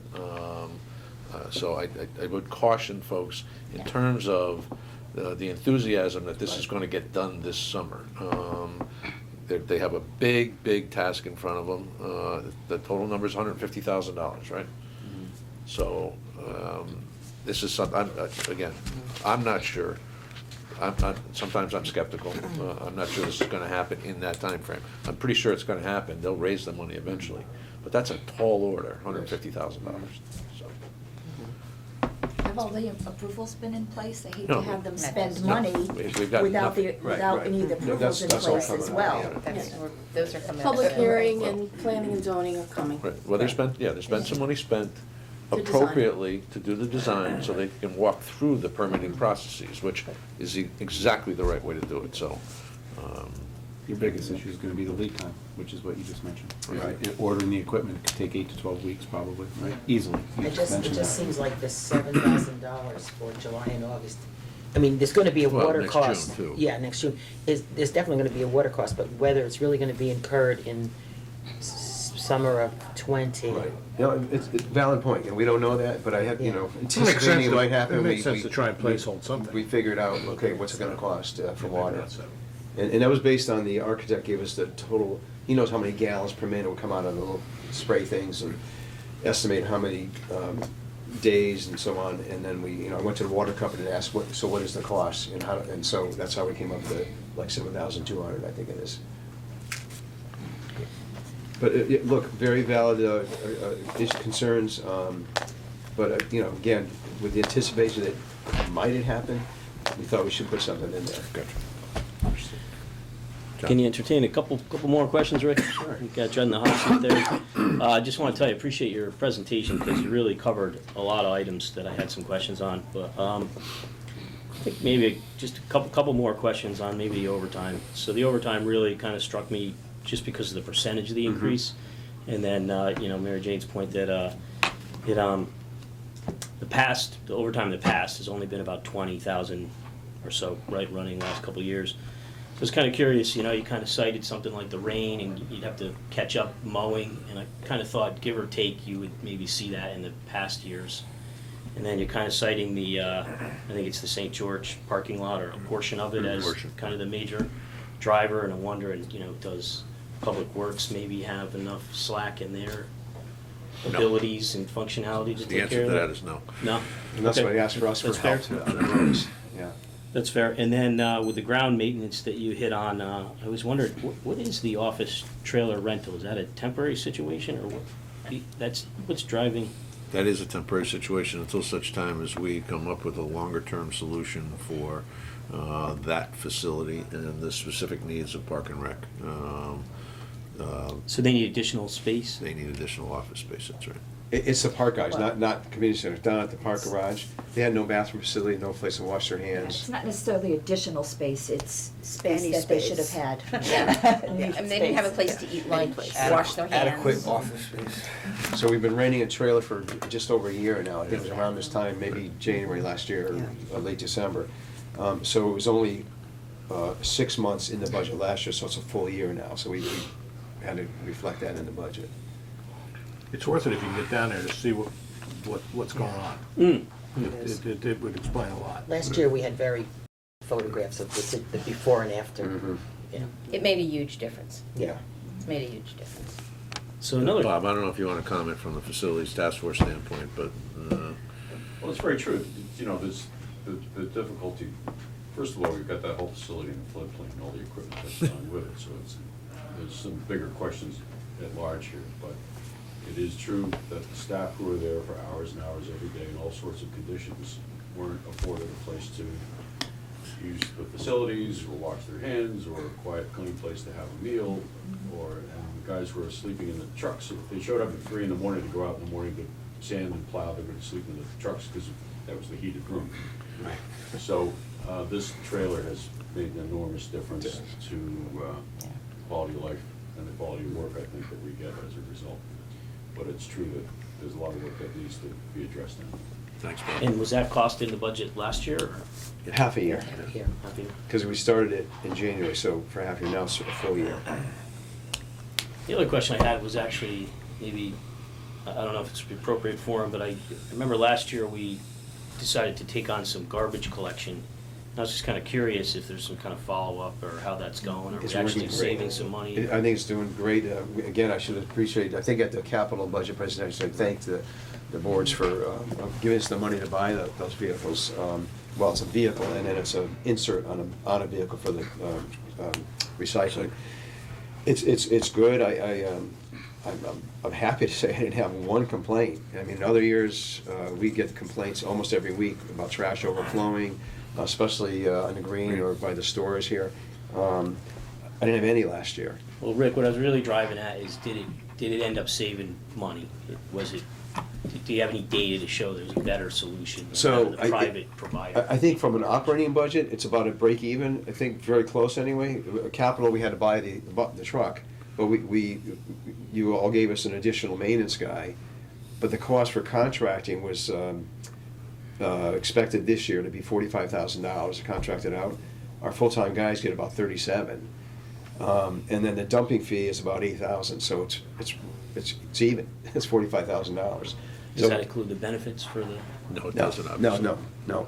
No, that person's doing more than just Correct. garbage. Yes, doing Right. more than that. That 2 days a person's- week, 3 days a week is doing, everything else that the guys do. Okay, yeah, I It's only remember 2 that days was a week part of for the garbage. equation last year too. Yeah. Okay, well, I was hoping there was some kind of follow-up. that you It's working very, very realized that well. it's The guys do a working. good job with it. The truck is fantastic. There's no lifting. It's got a grabber, so it picks the barrel up, hugs it, and lifts it up and dumps it. It's No just shoulder great. injuries, I think. None, no. All right, those were my questions, thank you. Anything else? No? Funny Thank you. how you heard about the complaints, but you never hear about. No, it's Yeah, no- the lack of- You never heard lack about the of- good lack things. of complaints. And it's good to hear from your Yeah. perspective. I haven't had any complaints, because Yeah, it's funny how that is. Yeah. Okay. Thank you. Well done. Before we move on to police and municipal, how about 5-minute health break? Or donut break? You still have them over there? It's right here, I'm gonna eat I'm it not, right. I'll try not to step on it. Yeah, that's what that's a euphemism for anything you want it to be. All right, we're back. And we're gonna hear from the police department. Chief, and also, I think Chairman Commissioner Welch, Welch. Commissioner He's Chairman right Welch in the is back. there as well. Good morning, everybody. Good morning. Another year. Yes. Full house, so it's good to talk to everybody. Obviously, everybody's received our information in advance, and I trust everybody received the descriptions, the overtime descriptions that I always try to send out ahead of time so that most of those questions are answered in advance, the difference between overtime, replacement, and training. But Thank you. we'll get to that and answer any questions you have if we need to on that. We're I think, in a good position this year coming in with our budget. There's no significant changes other than one. We're not adding any positions. In fact, we're going to be eliminating one civilian position, and that's reflected in the decrease you'll see in the civilian salary side. And that's the second animal control officer that we've had. We had one of our 2 animal control officers take a new position with the town, actually within our building. And we decided, when that happened, to operate with one to see how that would work for us and whether we were able to meet the needs of that responsibility, which is the animal control officer. And we found that we were more than capable of doing that with the staff that we have, and made a decision for us, for efficiency, for the town, that we're not going to replace that second one. So that second position was eliminated from the budget for this year. Which helps us as we go through and see where we're at with our totals. Speaking generally, obviously you see our total increase on the budget is $46,000, 773, which is a 0.9% increase. 11,000 of that is non-salary operating budget, and there's 35,000 in salary. Now I can go through each line if the people here are interested, or we can just talk about general questions. As I said, the only big item I wanted to point out was the elimination of that one civilian position. There's very negligible increases and decreases in each of the lines. If you want me to go through them individually, I can do that. But why don't I do this rather than stick it in your lap? I can talk about the salary, the overtime, the replacement, which really drives our budget. On the salary side, the increase you see of $39,000, 1.2% increase, is simply reflective of current employees who are receiving grade increases. The contract, collective bargaining agreement for the police union expires at the end of June, so raises are not reflected in this. But the 1.2% you do see is for the officers that have been hired over the last year to 3 years receiving their initial grade increases from probationary to grade C to grade B to grade A. Again, I already explained the civilian side where we're dropping a position which reflects that decrease of 7.3%. Overtime, the calculation that we use has been consistent and reliable since I've been here. You'll see a drop of 1.4%, which is a small number, $2,800, but again, to explain to the public, although the people on the board here are familiar with it, we take a 3-year average on overtime expenditure as a percentage of total salary. Our overtime is consistently around 5 to 6%.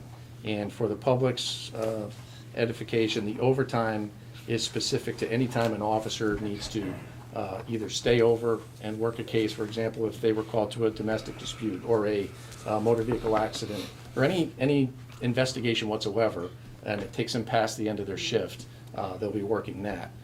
In addition, any major case investigations where we need to call in extra personnel, that would fall under the overtime budget. Again, it's been consistent throughout the time I've been here, around 5 to 6% of total salary. And that's not something, it's predictable from an average perspective, but we can't predict what types of crimes we're going to have, what types of investigations we're going to need to respond to. So that stays the same. And we're going to go with that percentage that we've calculated.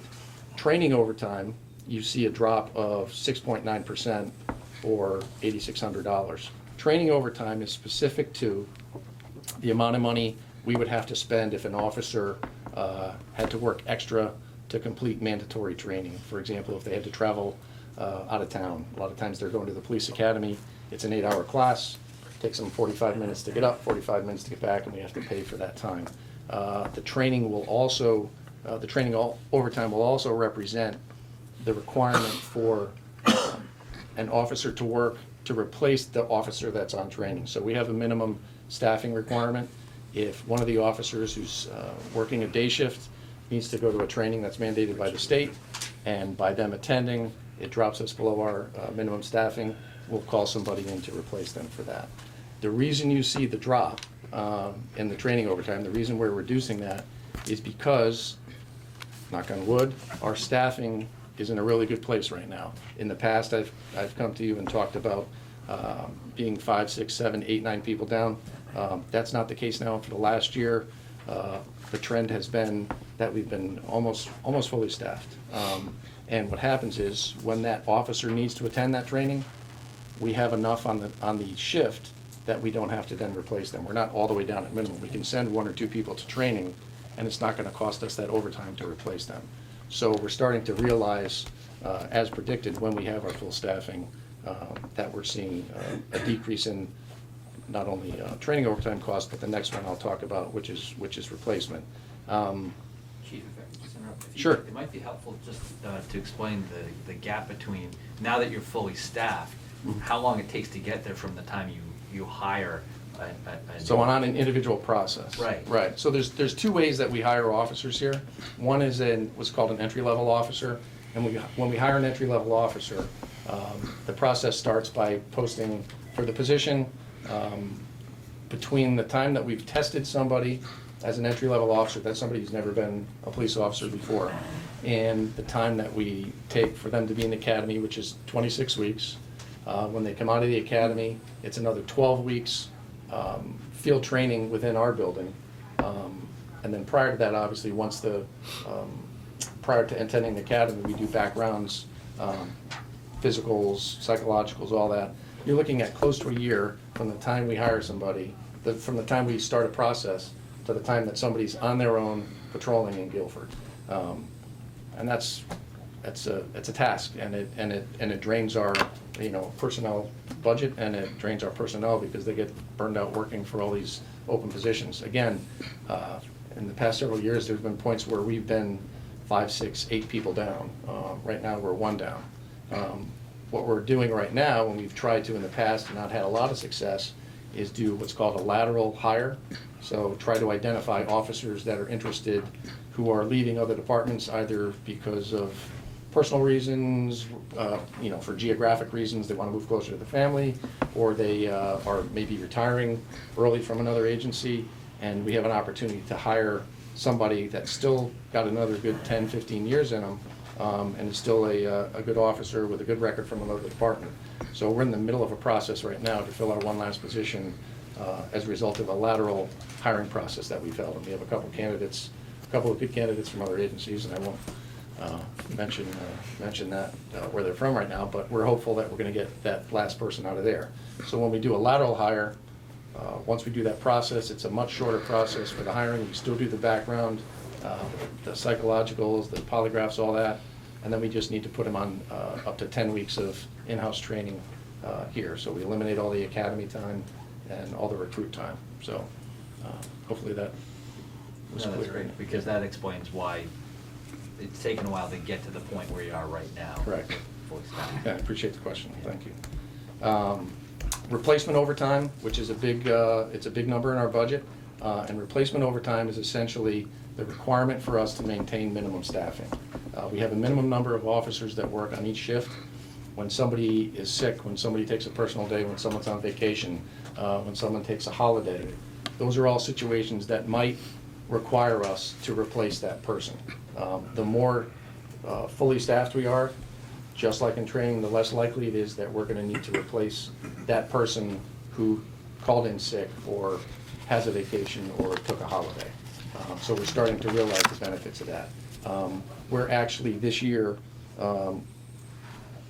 about 19% below our replacement budget. So we're looking real good there because, again, of our staffing levels. So that's the replacement overtime, which drives a big number for us. On the non-operating side, on the non-salary side, the operating is some of it's contractual. The rest of it is just, the basics that the gasoline that we need for the cars, the utilities we need to run the building, the service contracts on a lot of the equipment and software that we have. Is that the operating supplies line you're talking about right now? Yeah, so operating supplies is, so you're looking at an increase there. And substantial. The biggest number in the operating supplies increase is a necessity to budget for contracted services for promotional processes. Yeah, for testing and processes. So in the past, we've used a process and a vendor for our promotional processes that we need to move on from. Yeah. So we're doing that this year for our promotions. I think it's a more complete and thorough process that works in every time we do a promotional process, a job task analysis, a thorough evaluation of our departmental status, and then the level of professionalism that we have in conducting that testing and the objectivity and the staff that they use to do it. So it's more expensive than we've used in the past, but I think from the perspective of considering the people that you're promoting, you want the best, most complete, and the most objective process How much in of place for that, them. it's almost $16,000 increase, how much of that? 11,000 for the promotional process. Yeah, it's in the backup. I Yeah. was looking at that too. Yeah. So I understand you didn't have any line item on that last year, and it went from 0 to 11,000? No, I'm sorry, the line item we have was 3,500, it went to 11,000, so that increase is, what's that, 7,500, yeah. It's two-thirds of the bump in that Right. entire backup. Right. And so basically, you're hiring an outside talent evaluator. Yeah, it's a private vendor, and they actually have we have an assessment process by contract where we do a full assessment on the candidates, a full-day assessment, and the people they're using for that are current chiefs and deputy chiefs who do the evaluations, who are actually paid. In the past, we've used people from other agencies on a volunteer basis that happen to be available, and we think this is a better way to do it because they're basically professional pay people. These are consultants to help Correct. you weed through your possible candidates for Correct. both promotions and recruiting new talent. The So what's recruit- the recruiting piece then? The recruiting piece is South Central Criminal Justice Administration. It's a separate contractor who does our recruitment process. Or if we do our own lateral, there's some costs associated with that. If we do our own internal lateral process, there might be costs associated with that. The other increases you'll see in operating, we talked about it yesterday when I requested the approval of the purchase of a second K-9. There was a K-9, police K-9 donated basically to the department, but what comes along with that is essentially we're doubling our costs on veterinary and food for taking care of that new K-9. So that will reflect a lot of some of the increase as well. To go back to the promotion change, promotion review change or whatever, I assume that some of the need for those reviews is upcoming retirements and that type of thing. Will the information that we get from this new vendor be able to be used more than just this year? I mean, is it gonna be Generally, information that's collective bargaining driven, so any tests that we give either for the sergeant or lieutenant level, once the test is validated and the results are provided, by contract, those are good for 1 year and may be extended for another 6 months by the police commission if they choose to do that.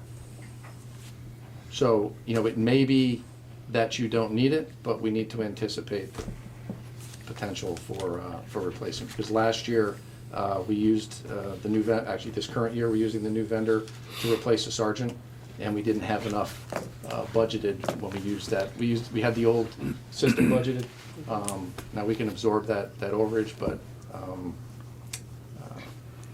that test that we do for sergeant this year will be good for 12 months afterwards. But we need to anticipate possibly other positions. Good answer. So that's the driver really on the non-salaried side. One thing to point out, a couple of years ago, I implemented a administrative fee for providing officers for outside services.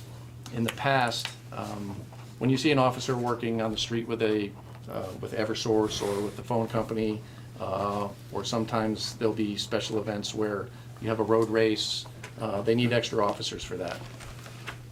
In general, the town is not paying for any of that. But what we did do was we were absorbing the administrative costs for record keeping on the officer, billing to the organization that's requesting the officer services, and it was really kind of taxing for us. So we implemented a 7.5% fee to whatever vendor's requesting the officers. And we also charge when they request a car. So we get $25 an hour for the car.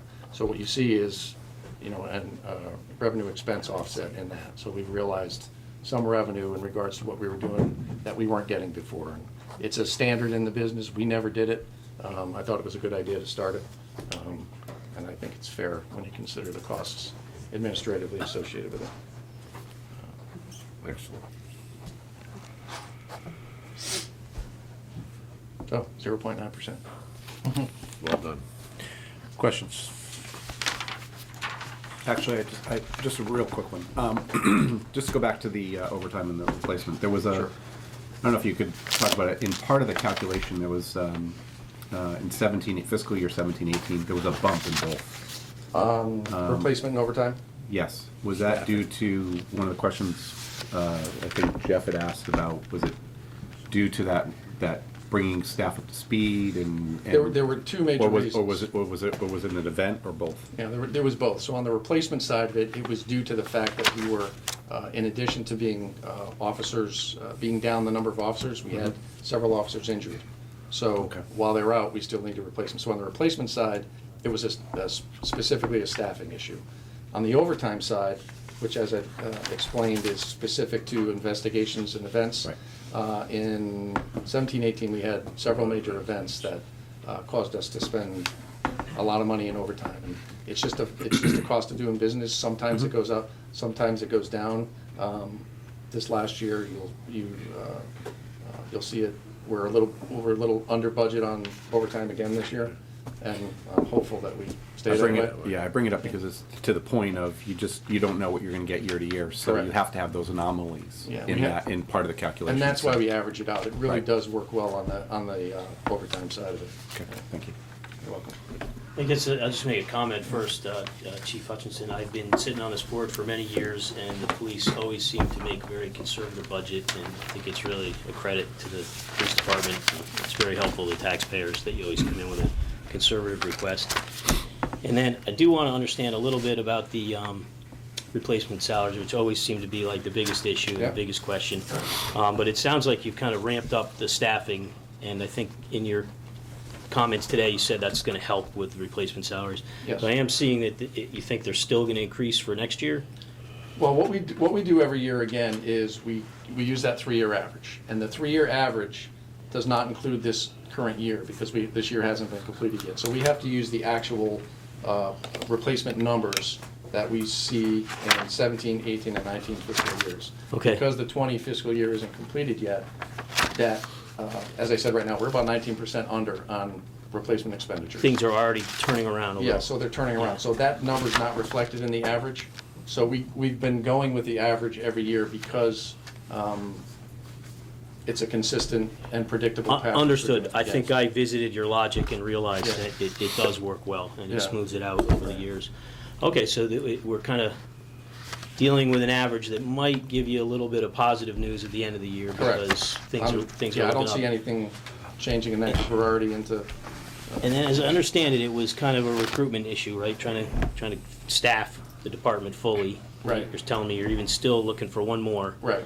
Do you think we're going to be able to retain those people and get some more people on board to truly be fully staffed? Well, my hope is with this last one, if all things go well with this lateral process, we would have a new officer on the road and we'd be fully staffed before the end of this fiscal year.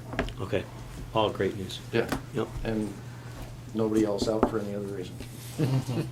Yeah, but we can retain them too, Yes. right?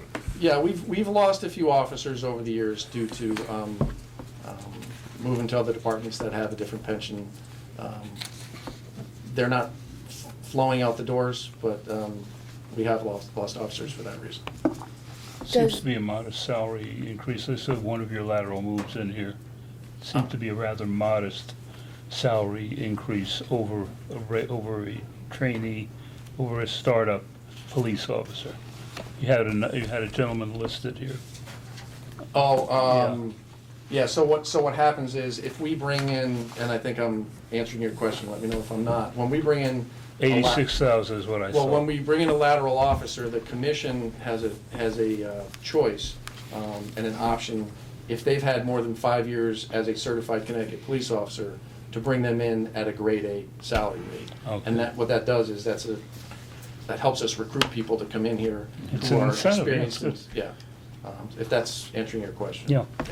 Yeah, one more. This is kind of an odd question. Someone told me I never ask if you need any more money for anything, but if you have more people, it looked like your uniform costs went down. I was just curious, you get a better deal on uniforms, or do you need more The uniform uniforms? cost went down because of this. Normally built into our uniform cost is a replacement of soft body armor everybody wears. When we're under, so we have a staggered replacement schedule. If we've hired 3 people in this year, in 5 years from then, they're gonna need new body armor. Our schedule worked such that I actually had to shift the body armor replacement into a capital number. So when we came in for capital, I needed so many vests this year that it was a capital number. So it dropped down from the numbers we would normally see in the vests. Okay, understood. So we'll see it over there. Yeah, you'll see it in capital. Gotcha. Two other small questions. Sure. On operating supplies, I see that went up by 40%. Right, and that's the one that we were just talking about with the testing and then the necessity for veterinary and food for the new Right. payment. And when you have a figure down like $4,500 for investigative equipment, is that an actual cost or is that an estimated? It's an estimated, so the investigative equipment includes everything from Anticipated. Anticipated, Yeah. and it's the things that we use for the detectives. They have chemicals and supplies that they use for investigations, as well as any other costs associated with something we might not anticipate. Very thorough report, I think. The canine, second canine, did I understand you to say that was donated to the Right. department? Right, I had indicated yesterday, when we requested the purchase of the dog, there's a private citizen who donated enough money to purchase a dog and upfit the vehicle to accommodate the dog. And how about equipment for the dogs? Like, do they also need soft armor, whatever, for canines? That's up to our handlers make the decisions on what their dogs are gonna be using, whether it's soft armor or not. Currently, the one that we have does not. Although it makes sense at the same time, and the deputy chief was a dog handler for years, he can probably speak to this, but some handlers don't want their dogs wearing soft body armor because it'll tire them out. I'll let you speak to it if. The plus is that it protects the dog if he's shot at or something like that. It does add weight to the dog. It holds heat in on the dog, and it's also a place for if someone were to tangle with the dog or have a fight with the dog, somewhere to grab onto as well. So it's not a negative, but there are some negatives associated. So it's a personal preference, I think. So the dogs, they utilize them for different purposes, drug sniffing, bomb sniffing, Right. you know. What are the two dogs that we're gonna have? What will they be used for? They're both gonna be patrol dogs. So we have a current patrol dog, which is a shepherd. The other dogs you mentioned, whether it was bomb or drug, if they're task specific for those, you're seeing more of like a Labrador or a bloodhound for searching. But for our purposes, we see the value in having a dog that is a shepherd, which works as a patrol dog, which is like a partner for the officer out there. It's like a force multiplier with just one officer having a partner everywhere they go. And those dogs can also be cross-trained for drug sniffing when we do that. Our current one isn't, but it's all availability for training. So we're gonna, one of those will be cross-trained for drugs as well. And I'm assuming we use them for mutual aid. Absolutely. Yeah. So for 30 years, we've been getting help from other agencies. Yeah, now we for can dogs. help other agencies. And now it's a regional approach to everything. So we're helping other agencies get calls frequently for ours. And even when ours is, we have it on staff, but it's not working, we still often have to call other departments. With two, we're gonna make sure they're on separate shifts, so we'll have at least 2 shifts covered with a K-9. Is a patrol dog able to track? Or Yes, trained to track? yes. Okay. Yeah. Can you talk a little bit about the, I don't know, I can't think what the actual program is called, but for people with disabilities or their Project tracker, Lifesaver? yeah, thank you, I couldn't Right. think of the name. Can Yeah. you talk about that project? And we are a municipality that is registered to have that program? Right, several years ago, there was an opportunity I saw for a grant for a tracking system called Project Lifesaver. Project Lifesaver is essentially a wristband or a band worn around the ankle by at-risk members of our society that might wander, whether it's Alzheimer's patients or autistic children. And so folks will come here and register their family member. We outfit them with the tracking device. We maintain it monthly, making sure the batteries are replaced and up to speed, and we train not only in the police department, but the fire department also has the tracking systems and the training in place there if we ever have to track somebody down. So if somebody wanders and they report it to us, we can immediately go out, set our system up and start trying to track.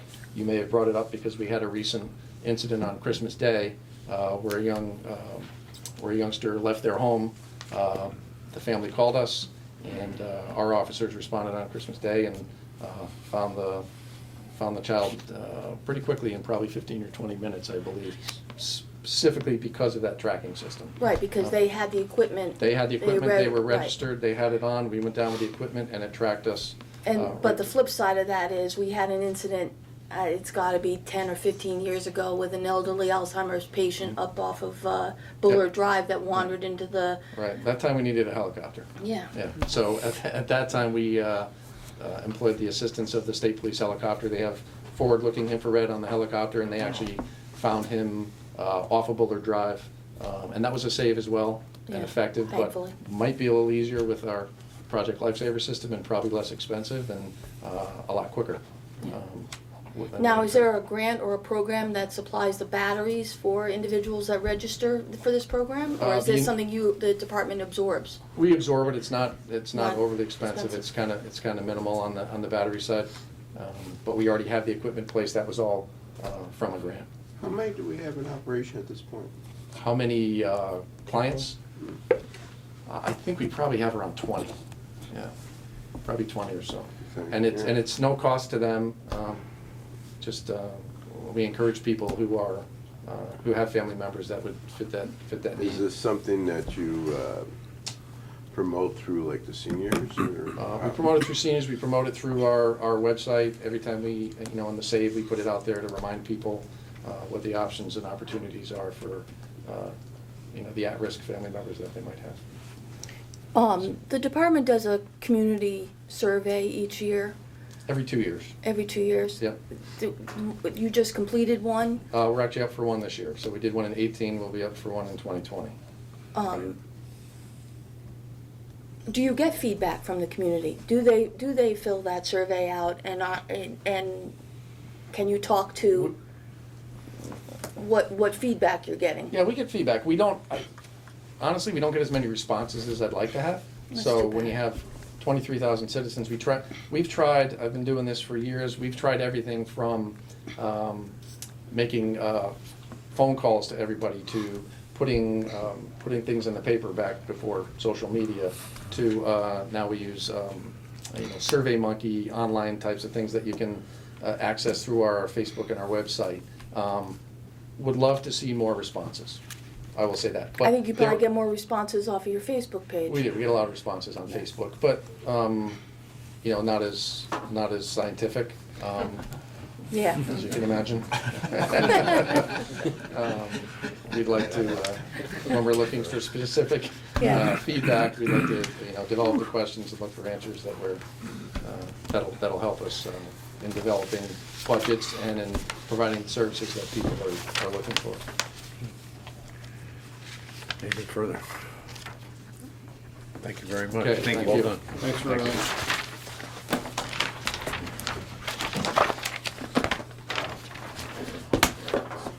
Enjoy the rest of your presentations. Thank you, we will. Good day.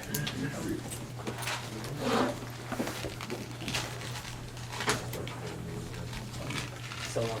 See you. Thanks, good job. All right, town properties.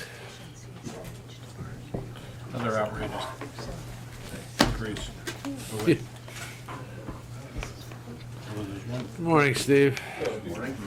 It is still morning, right? Yes. How are you?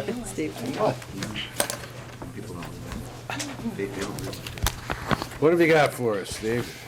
What do we got? We got glasses.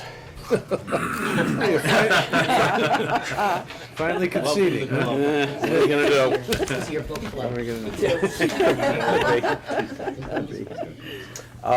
do? Line items 1 and 2, salaries, are, we're entering into negotiations with the GEA, so we're maintaining last year's for now until that gets settled.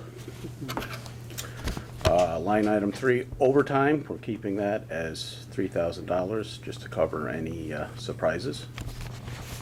4 is the stipends, in case anybody takes a class to learn plumbing, electrical, or whatever, that should cover that. Travel expenses we're keeping at $200. Not often does anybody have to travel, but just in case. Utilities. Utilities have gone down somewhat because of upgrading to LEDs in all the buildings and 8%. exterior lighting. So far, I mean, we'll see the actual real numbers as they start coming in. Cell phones are remaining at $1,500 for the year. Street lighting has pretty much cut in half. We now own the lights. Everything has been changed to LEDs. So it's gone from anywhere from $5,500 to $6,000 per month for a bill.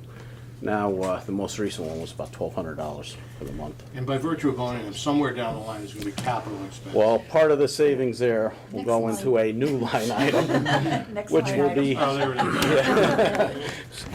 Which will be. Yeah, you're welcome. Nice segue. Street lighting maintenance. We checked with Madison, who has a comparable amount of street lights. I think they've owned them for 3 years. So I kind of went off their numbers, but Eversource fees and hiring a contractor for the year to replace or repair seems to be about $13,500. So at this point, it's kind of. Still an improvement. Oh, definitely still overall, we're still saving, probably How many $20,000. lights are we talking about? 500, about 500. Wow. Yeah. Can I comment that, the daylight, they're like the North Star, the streetlights? Yeah, we're still having some talks with Johnson Controls about those with the town engineer. Yeah. Soft white would be. We're working on it still. Nothing is over yet.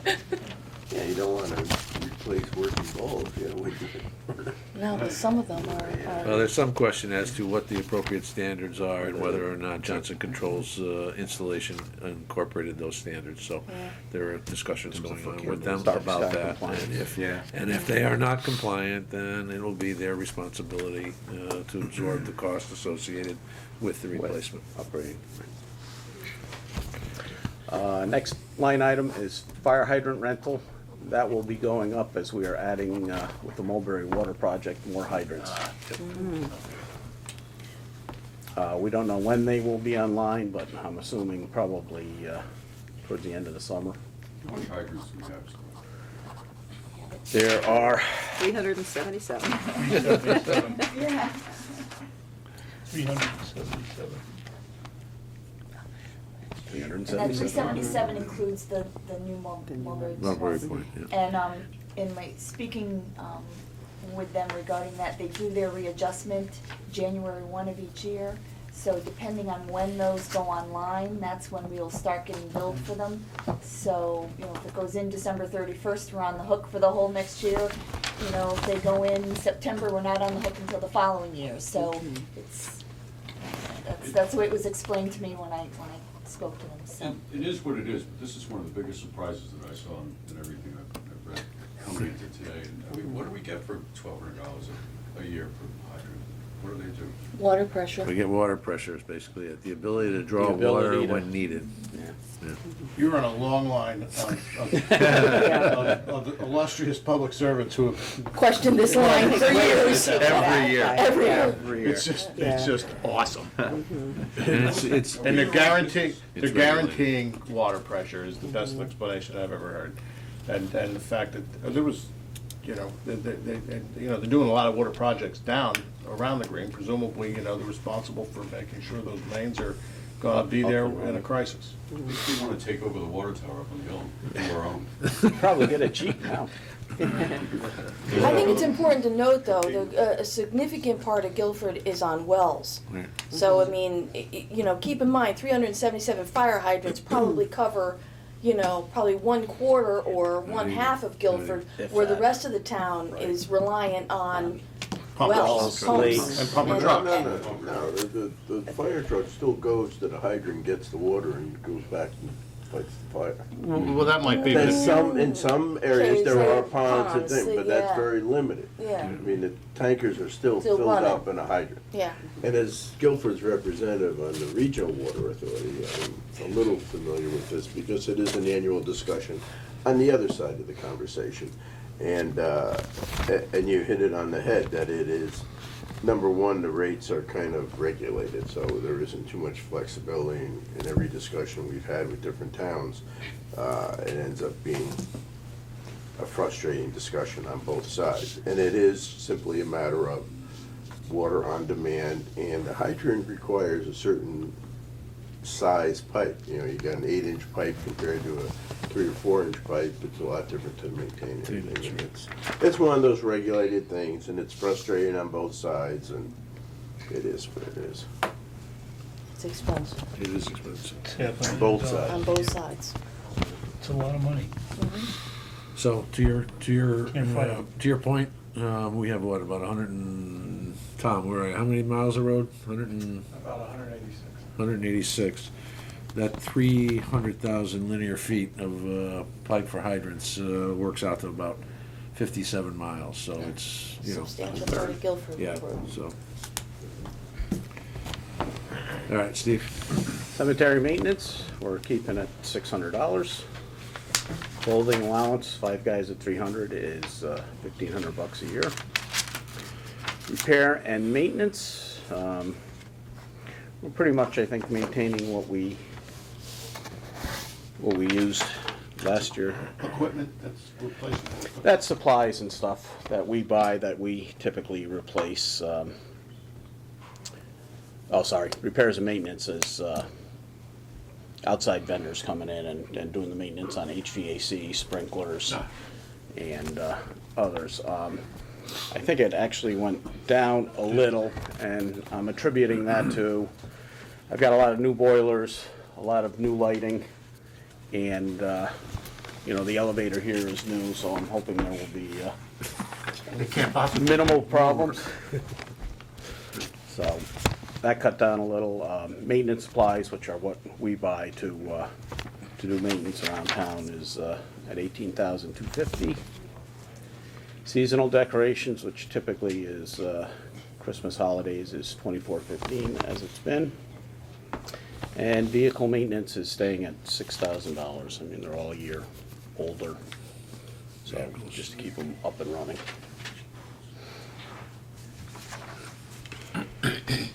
Questions? Any further? Jonathan? I got a question about the overtime. I just wondering, considering, I think the experience you've had with overtime, do you think maybe a more conservative figure might do? 300 isn't bad. Possibly. I mean, right now it's been me doing all the overtime, which is why there hasn't been any. Yeah, so, just So looking back. I like over the- keeping it there in case I do in fact need a hand. You think maybe 1,000 might be? I don't know, because now they're talking about having us come in for snow removal and stuff. If we are coming in weekends and stuff for snow removal, we'll definitely chew through that.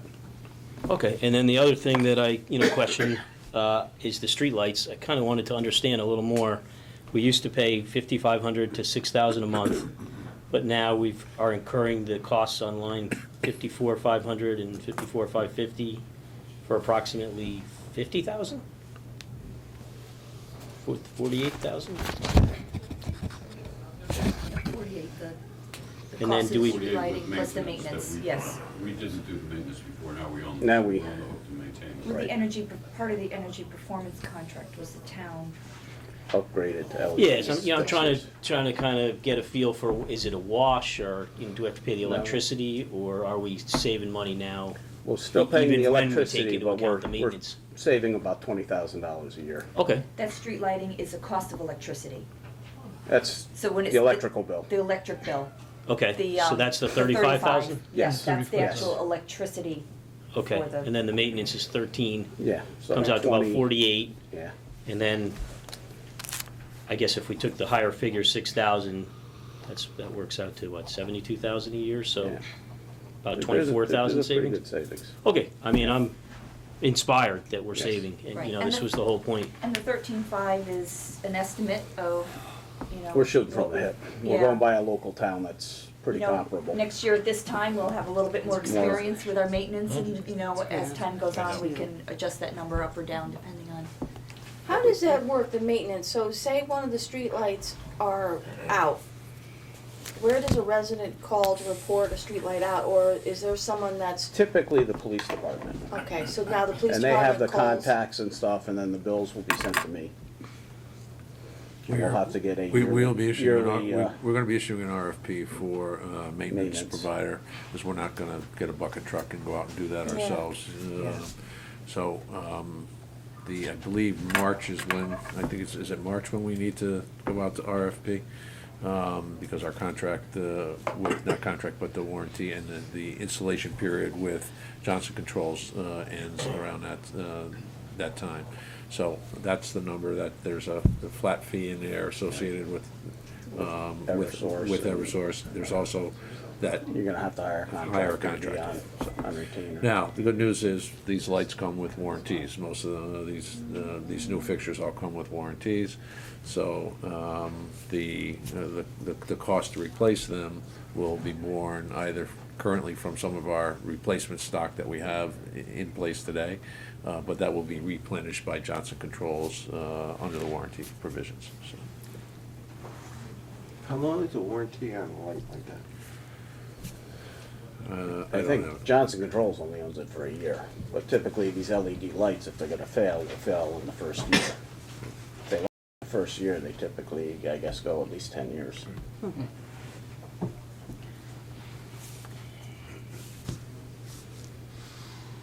I'm trying to understand on this particular budget for town properties, I thought we'd see a more substantial reduction with the lighting, the savings from the lighting.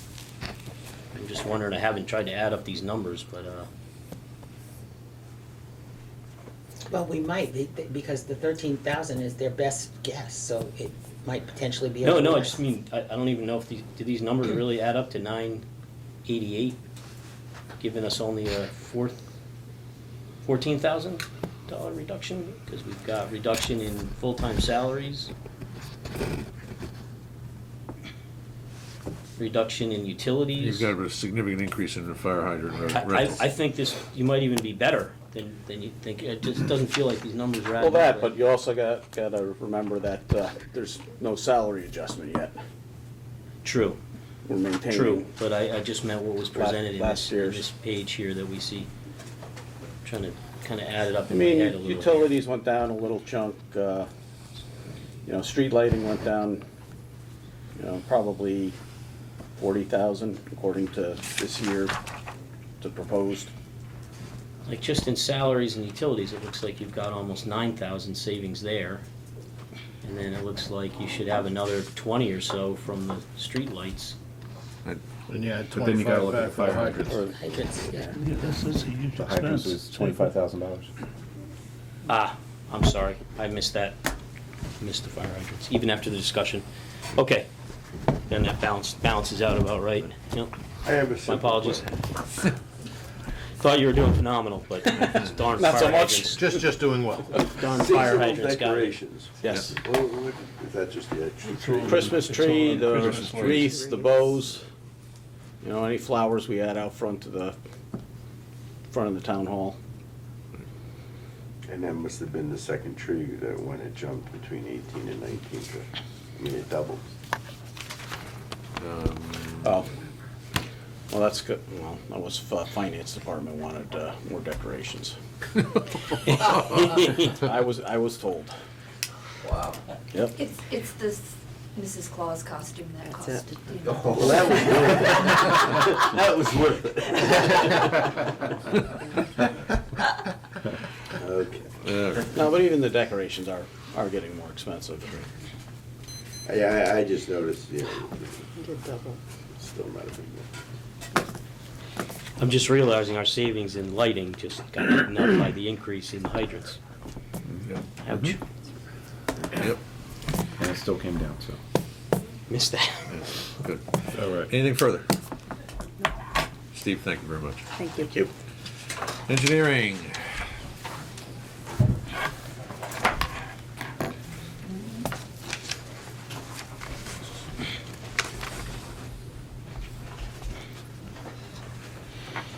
Good morning, Janice. Hello. Morning. How are you? Good. Good. Thanks. Back to this. Okay, so going through the line items for the engineering department, as you know, the full-time salaries are holding steady because everything's pending union negotiations and contracts. Moving forward, expense and travel, just holding the 250. We typically don't use that, but we do have an older car in the fleet, hoping to get that replaced in case something should happen, then we may need to do some covering of travel expenses if needed, so it's good to have that included.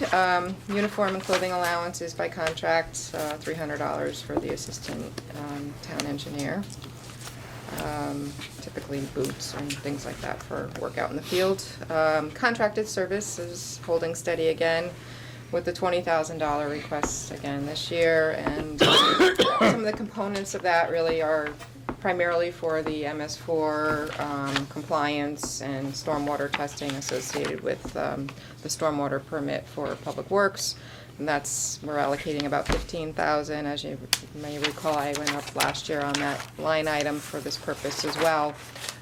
We're working on right now for this fiscal year's funding to proceed with some of that water testing prior to the end of this fiscal year, envision continuing next fiscal year. Once we get underway this year, we'll have a better understanding of the true overall cost for the water testing.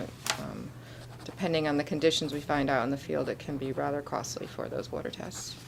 And we're trying to stay in compliance with our permit with DEEP. That's a good objective. Yes. And then, as you see, another $5,000 for various survey work we may need done, and environmental consulting, wetlands flagging, and things like that associated with some of the smaller projects we may have to undertake for the town, whether it's a public works project or otherwise. That testing with the state, that's not unique to Guilford, No, that's for everyone all who's Shoreline. everyone who in the state who has a MS4 permit, which is the stormwater permit to operate our stormwater system in town, which basically for most people is our catch basins and pipes and outlets, is required to follow certain protocols. And what we're entering into now is some figuring out where our outfalls are, which we've already done, and then doing dry water testing. So typically you would think, well, in dry weather you shouldn't have water flowing, and that's the problem. If there is water flowing, we need to test it to find out where it's coming from. Where it's coming from. Is it just groundwater, or is there some type of illicit discharge? And then you start creating your baseline for your outfalls, and then trying to see where pollutants and contaminants are coming from. So that's what we're going to start this spring and through next year. Can you say unfunded state mandates? Yeah, no, and water's important, so I understand that. Well, it is, particularly in a community like this, as a shoreline community as well. Yeah, and we have a lot of, streams and lakes and rivers too that come into the equation. It's a large geographic town, so. The next item is hazardous waste disposal. You'll see that item went up quite a bit. Yep. And that's where all my budget has increased, actually. So, and to explain that, Matt has inquired, and I've asked the Haz Waste Center to give me an estimate if we were to hold a satellite collection here in town. As you know, every Saturday throughout the late spring, early and through the summer and early fall, Haz Waste operates out of the New Haven site, and we pay a fee for all our users to utilize that. So there's always an annual fee to belong to this.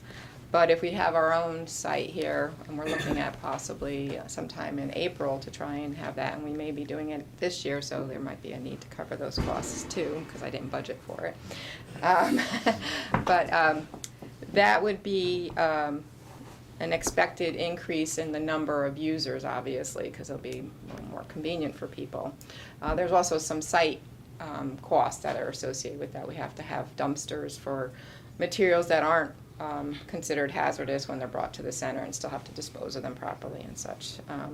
I'll know more details on that, but in working with Lori Vitagliano out of the Haz Waste, she has anticipated our user numbers to go up by about 300 people if we were to have the satellite, in addition to the additional costs they're seeing at the Haz Waste Center.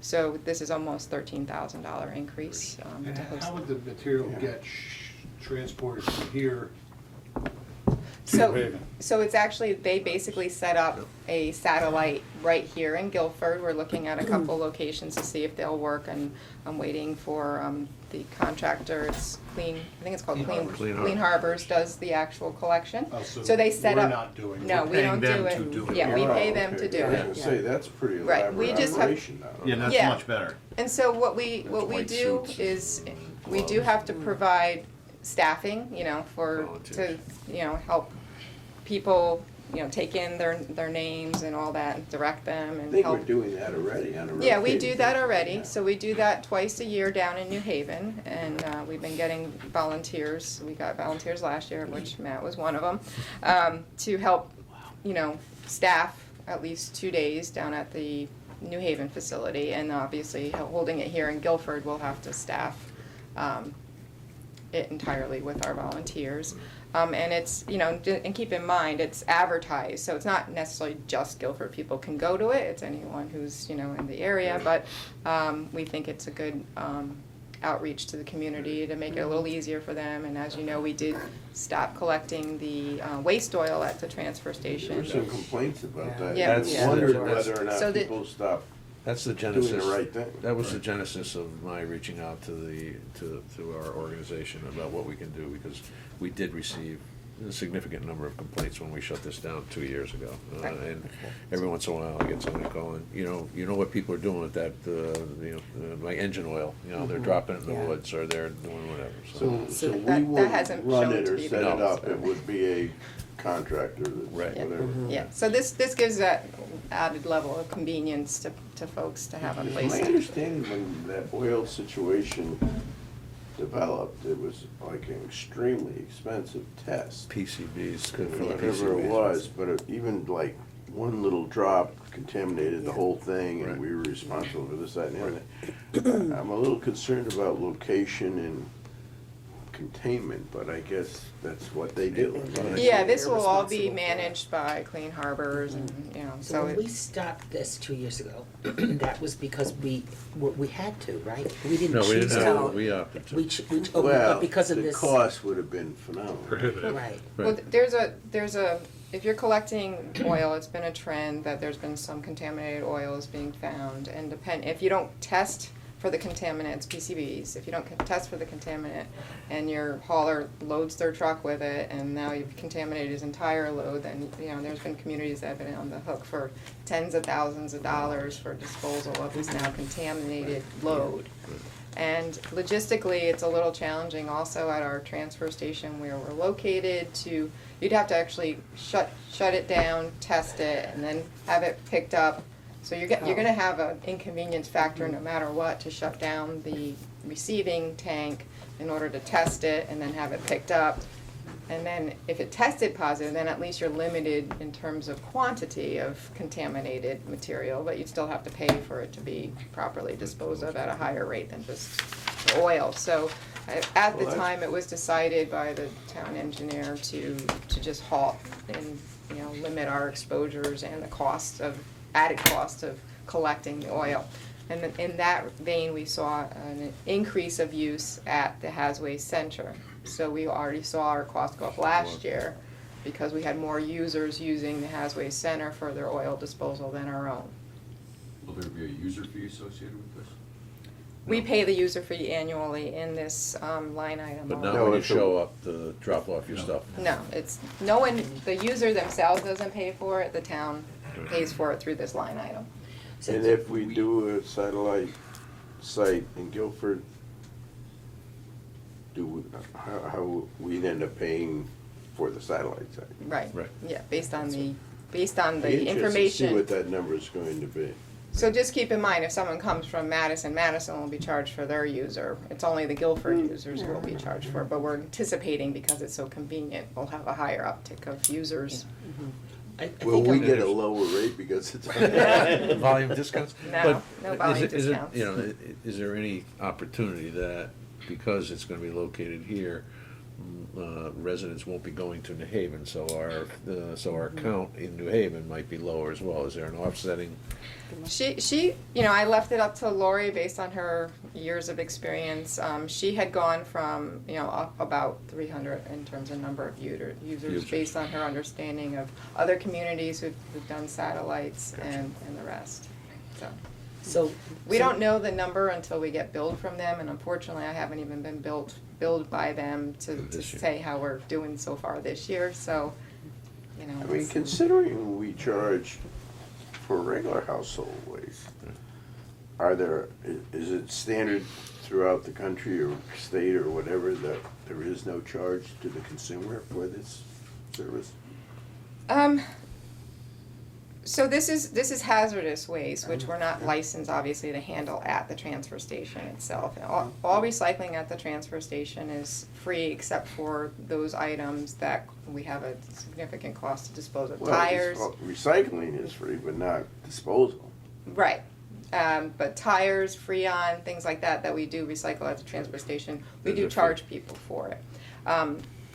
Hazwaste Central was set up as a conglomerate of all these municipalities in the area, and it's been, you know, a process where it's been paid by the municipality for the users from that municipality, as opposed to a fee charged to the actual user themselves. The question I have, I mean, the group that belongs to this hazardous waste and everything, I understand the setup here, but generally throughout the state, or yes, it's consistent. It's always. I think it's pretty consistent, and the idea is you're dealing with. They get the stuff Yeah, under control. Yes, you know, and it's not gonna pollute our environment, it's not gonna end up in our transfer station where it could cause us problems with our own disposals of, you know, That's so. very real. I mean, Yeah, so I mean, it's, especially if you have, you know, like one can of paint, I mean, you want to drive to New Haven for a can. so one trend. Well, they won't even take it. Yeah, one trend that's happening now is the effort to really have the manufacturer be the recycler, to allay some of these costs. And Paint is the example. Paint is one of those. Computers, mattresses. Yeah, so paint is one of them. Mattresses, I believe, is another one that they recently instilled charges, you know, so when you buy paint, you're actually paying for the recycling fee, and then you bring it back to the paint store and they handle it, as opposed to, say, going to Hazwaste Central and just adding to more costs there. So there is a diversion effort in the recycling world to bring it back to the manufacturer responsibility to handle, you know, the leftover waste, as opposed to putting it on the municipalities or organizations like this. So this $12,000 jump is really to bring a convenience and service back to our citizens that existed in a not such great way, but to bring it back so that people can kind of enjoy what they had 2 Well, years ago. no, there's a distinction here. All we had was the waste oil collection Right. point. We never had a place for it. So So this it was is an going in, it was improvement. going in the waste cycling stream, you know, the bulky waste cycling stream. So this is an environmentally sensitive issue that was developed years ago to get that out of the waste stream, get it out of our dumps, and get it out of the incinerators. This mitigates the risk. Yeah, but that isn't what you're proposing in this budget here. Well, That's something this- you're gonna come back to us with, I thought. I'm sorry? That's what this budget request is for. This budget request Oh, is to set up that satellite. to include the One time, satellite. 1 week, one Saturday. Right. Okay. So there is some increase of our overall costs regardless of the satellite, By use. you know, because of increased usage and increased costs for Hazwaste. But this also reflects, if we have the satellite here, we have those added costs as well. What I was trying to say, it is going to mitigate some people's unhappiness when Yeah. it changed Yes. 2 years ago. And I pay $17 to $25 every time I go to the transfer station. I pay X number of dollars every time I go to the stump dump. I would be happy to pay a couple of bucks to go get rid of all your motor oil and paint, whatever else I get to do. But it's not part of the plan. It's not because of this cooperation. I think Right. one part of the reason for that is the state provides some funding to these regional hazmat centers. So you're paying a fee to the state that's getting, Yeah. part of your income tax, your state income tax goes Do to we support share it. in any of that reimbursement since we've got a satellite facility here? There's no reimbursement, it's true costs. Okay. Yeah. Can I ask a couple questions on this? Sure. This issue, So I was just curious, if we were to set up a satellite location in Guilford, wouldn't the logical choice be to do it at the transfer station, but let Clean Harbor handle the The transfer station materials? is actually, we're looking at 3 locations in town. The transfer station, number one, is busy in and of itself, so you can have like a backup of traffic. So there's really no room on the transfer station to add in their operations. So we're gonna be looking at Bittner Park. I had talked with Rick Maynard about the use of the park, and he identified like April would be a better time because they don't really have many activities going on at the park. And this will typically be held on a Saturday morning from 9 to noon. We're gonna look at the Public Works Department site to see if that's an option, and we're gonna look at Jacobs Beach. You need to have a good circulation.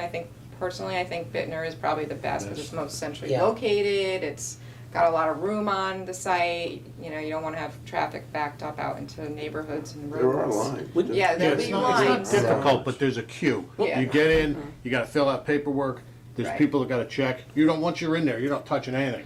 You pop your trunk, they look, it's good, they take it. If it's not, Well, I think like wouldn't You're out. it be like kind of an opportunity too to maybe regionalize this satellite location and share the costs?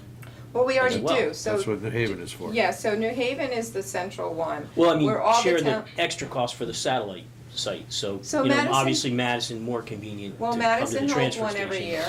Yeah. And, They're in September usually. yeah, they hold one, it used to be at Hammonasset, but now they've relocated it, I think, at their DPW garage, I think is where they hold theirs. A number of the other towns, like Meriden holds one in their own community.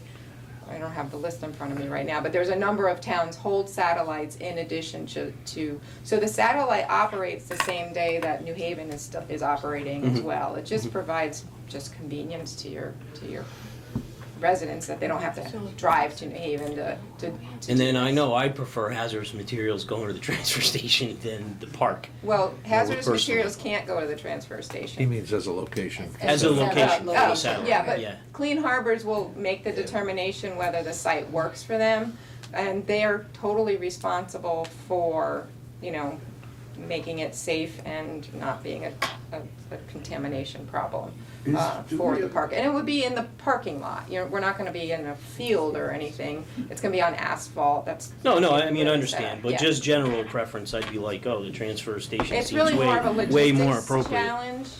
It's just to- optics, to Jonathan's point of view, when you're talking about hazardous waste Wait, material but- at Jacobs Beach, You the don't wanna put optics are Bittner and bad. hazardous waste in the Yeah, same sentence. I understand why, I'm just saying And then it's for the optics. regionalization too, Yeah. But if it's- there's some way to it's share totally the cost. permitted, it's, these are Yeah. professionals. For those who haven't been to the center in New Haven, you're not even allowed out of your car. Right. Yeah. You pull up, you don't get out of your car. You pull up, they ask you where you're from, you fill out some paperwork, you get in the queue, you get in the line, you pop the trunk, they get the stuff out of your trunk or whatever part of your car. They are fully gloved, gowned, white, it's the. You can't even open the door. Yeah, you can't even, get Wow. out of your car. Sophisticated. And they fall under significant DEP and federal regulatory requirements in terms of the safety and the design of their facilities, so. Hence the cost for one Yeah. day. Yeah. And the filling out the paperwork takes all of a minute. Yeah, Yeah, now Yeah. you can even do it online, you have an online Can we option, so. utilize the police area at the transfer station at all? Or is that Up kind top? of segregated out? Oh, I wouldn't want cars Really going up and drive up down there. at this point. Yeah, it's not really a place to drive. So, I racked my brain trying to figure out where we can do this, that it would It be sounds able to like, handle I the think Jonathan traffic. has a valid point about the optics. I understand where Matt's coming from, and in that it Yes. is fully controlled. Right. But to your point, It would- putting those two, Yeah, it would all, Bittner and hazardous waste in one sentence. Yeah, it's not a good yeah. optic. Yeah, but the bigger push is there is an opportunity to regionalize it, because I think that people in Madison don't like driving to New Haven either. But Madison has And one. maybe, Right. But we are regionalized. oh, We're true, regionalized they have to a New satellite Haven. already, but And then we're maybe doing they a wanna get satellite. together Well, with why us though. can't we go to Madison then? Well, I think the idea was to really try and serve our Guilford residents and make it as convenient as possible to just do it here. Madison's pretty convenient. I mean, so just so you know, anyone can go to any of the satellites too. Oh, we can go to Madison. Oh, yeah, yeah. Yeah. Come to ours, Yeah. we'll go to And they can theirs. come to ours, it's just adding that extra Double the layer number of of convenience. Oh, I So, yeah, so you're not prohibited from going to Madison, being a Guilford resident. You fill out the form. Guilford will be charged for you going there, but that's fine. Well, either Yeah, way. right. So, it's not gonna be restricted just to Guilford residents, it's just to make it that much more convenient. And the So hope would all be days that can go because to- it's more convenient, People will do it. will do it more frequently than Right. they do now, when they Yes. remember to do it every 3 years. Right. You weren't talking about Right. one-time event, you're talking about, No, we're talking a one-time event Once a in year. the spring, We're running a bit. just a one-time event. And then just a comment, I think that the manufacturer kind of handling the cradle to grave of products, I think I've seen that kind of model in Europe, if I'm correct, and I guess kind of makes sense in a lot of ways, and then the cost gets built into the product usually up front, so you realize that Yeah. paint shouldn't cost $12, it should cost, 18, because Right. there's the other side of getting rid of it. But, just thinking of regionalization, that's all, is there any way to share the cost? But I could see that they're having their satellite event, we're having our satellite event, maybe it doesn't make any difference because they get charged for Madison users, we get charged for Guilford users, so maybe I'm just barking up the wrong tree. Yeah, it's really the thought, most of the costs really here is the thought that more Guilford residents will actually utilize the center regardless of where it is, but Use because it it's at gonna be all. in Guilford, it'll be more convenient, so we'll have more users.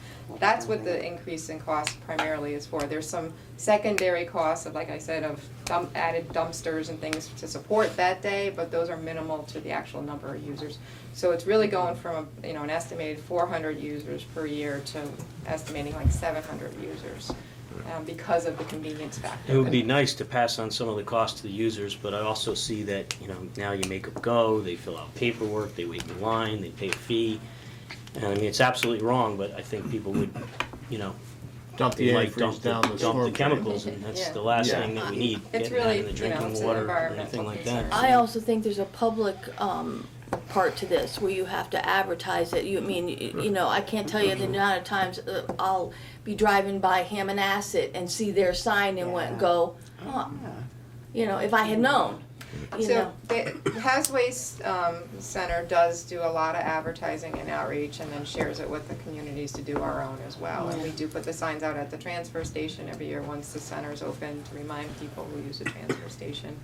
Typically try and post on our website and things like that. Yeah. And for this particular event, we will do added. yeah, because I think that will make it successful. I agree. So just one more point, if we don't do this, then we still have the status quo, you have to drive to Navy. Right, right, and You gotta do something with it. or Madison, or Meriden, or whatever. Or Float dump it your in your boat. backyard, Or which is just what we're trying to hopefully- avoid by Avoid. doing this. That's the whole, Not in your backyard. Yeah. You still have Right. disposal costs too. Yes, so we Doesn't go still away. are gonna be members, of the center. But the 12,000 increase specifically Is a for the what? satellite location. No. For the increased this usage Theoretically would anticipated not because- need to pay. This waste material is just gonna grow year to year. Right. So, All right, has to be handled. Good job. I think that makes up the bulk of your. Yeah, so the Right. next, few items A lot are, of discussion.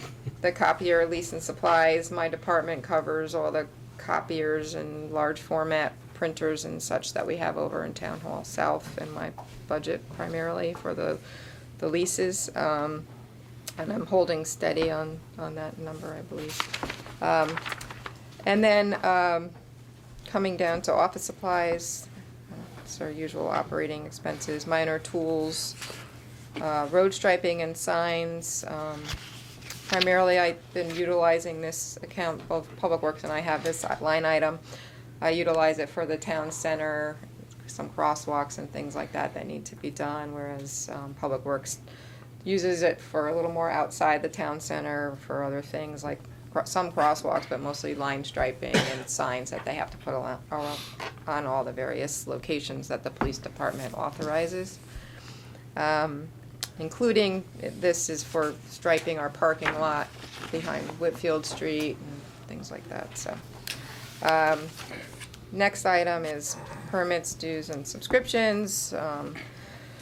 This helps cover the licensing for both myself and the assistant town engineer for our PE license, and we have our admin has a notary.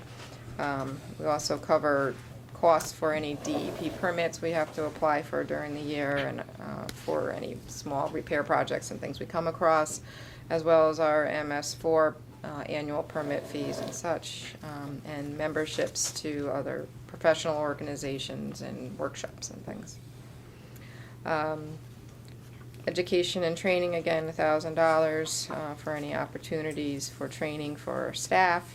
And then vehicle maintenance, I did go down a little bit. I have the newer vehicle that was purchased last year, and this covers our gasoline and repairs to my car being new. It doesn't have as many repair needs, and I have asked for a new vehicle for the assistant engineer in the budget to replace her very old repair needed vehicle. So with that, like I said, it is a 4% increase, but I've actually gone down on some line items here a little bit, but all the increase is really in that haz waste disposal cost.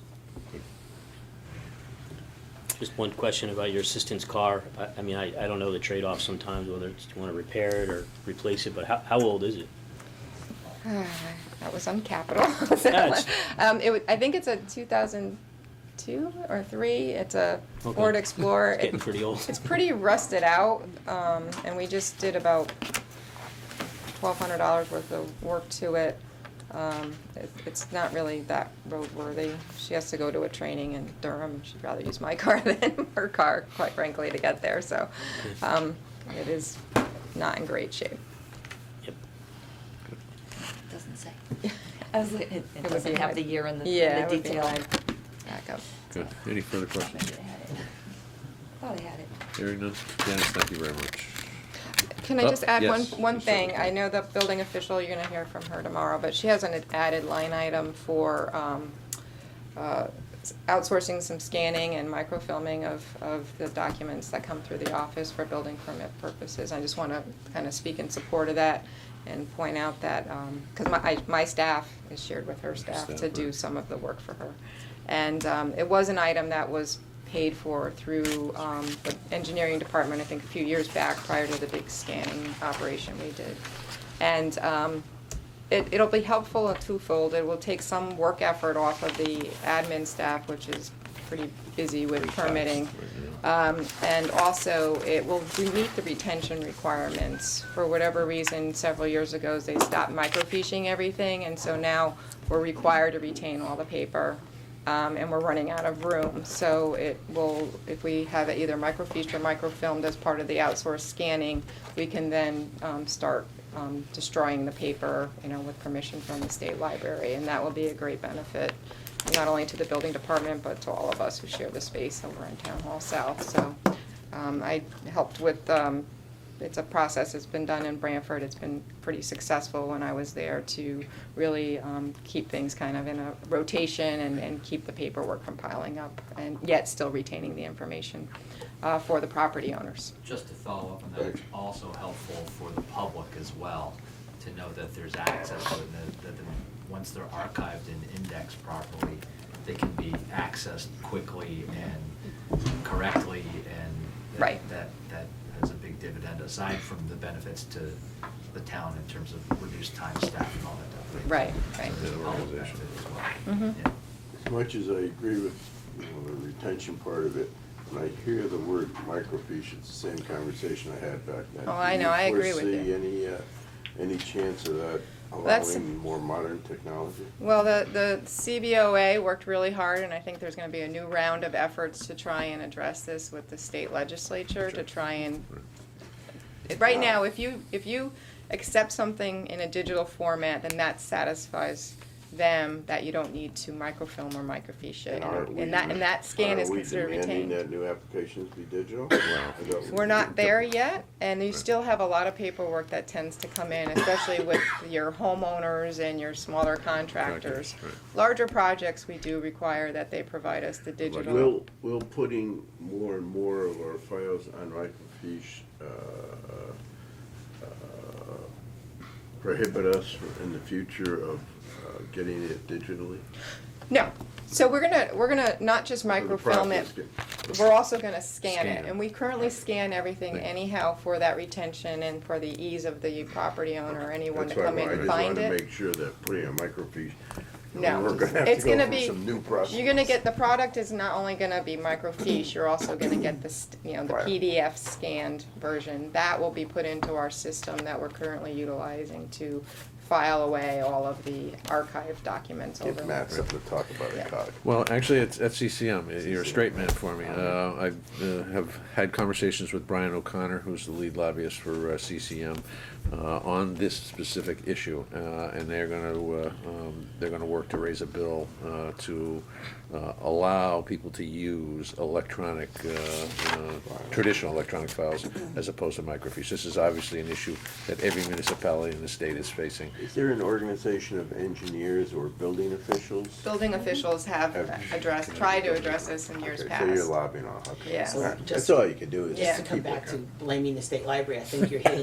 you're hitting the nail on the head. It's a legislated thing Right. that the state library then kind of helps to supervise. But, so really, we need to pound it into our legislators that we need to change. And I've had conversations with both Christine Yeah. and Sean, and as well as Vinnie as well about this Yeah. issue. What's the road rule? What is their logic of not allowing it? I'm gonna try to find out, but, I mean, I think now I'm saying it came from some initiated legislation at some point. It needs to be changed. You're right. Well, I'm just trying to see, I mean, usually there's something, Driving lobby it. group that's Yeah. driving it, and I just wondered what the think so. logic could Well, at possibly one point, we be. wanted to put things on floppy disk, and now that won't work. Right. So I think a lot of it has to do with what is that electronic format, and are you able to access it In the future. in the future? Well, I know, but that would be an argument against microfiche. I mean, where do you find a microfiche? Well, you You can't. can't find parts for the I machines. have it in my budget to maintain our one microfiche, and Really? Oh, that- it really, you can't find parts for it if something goes wrong with it.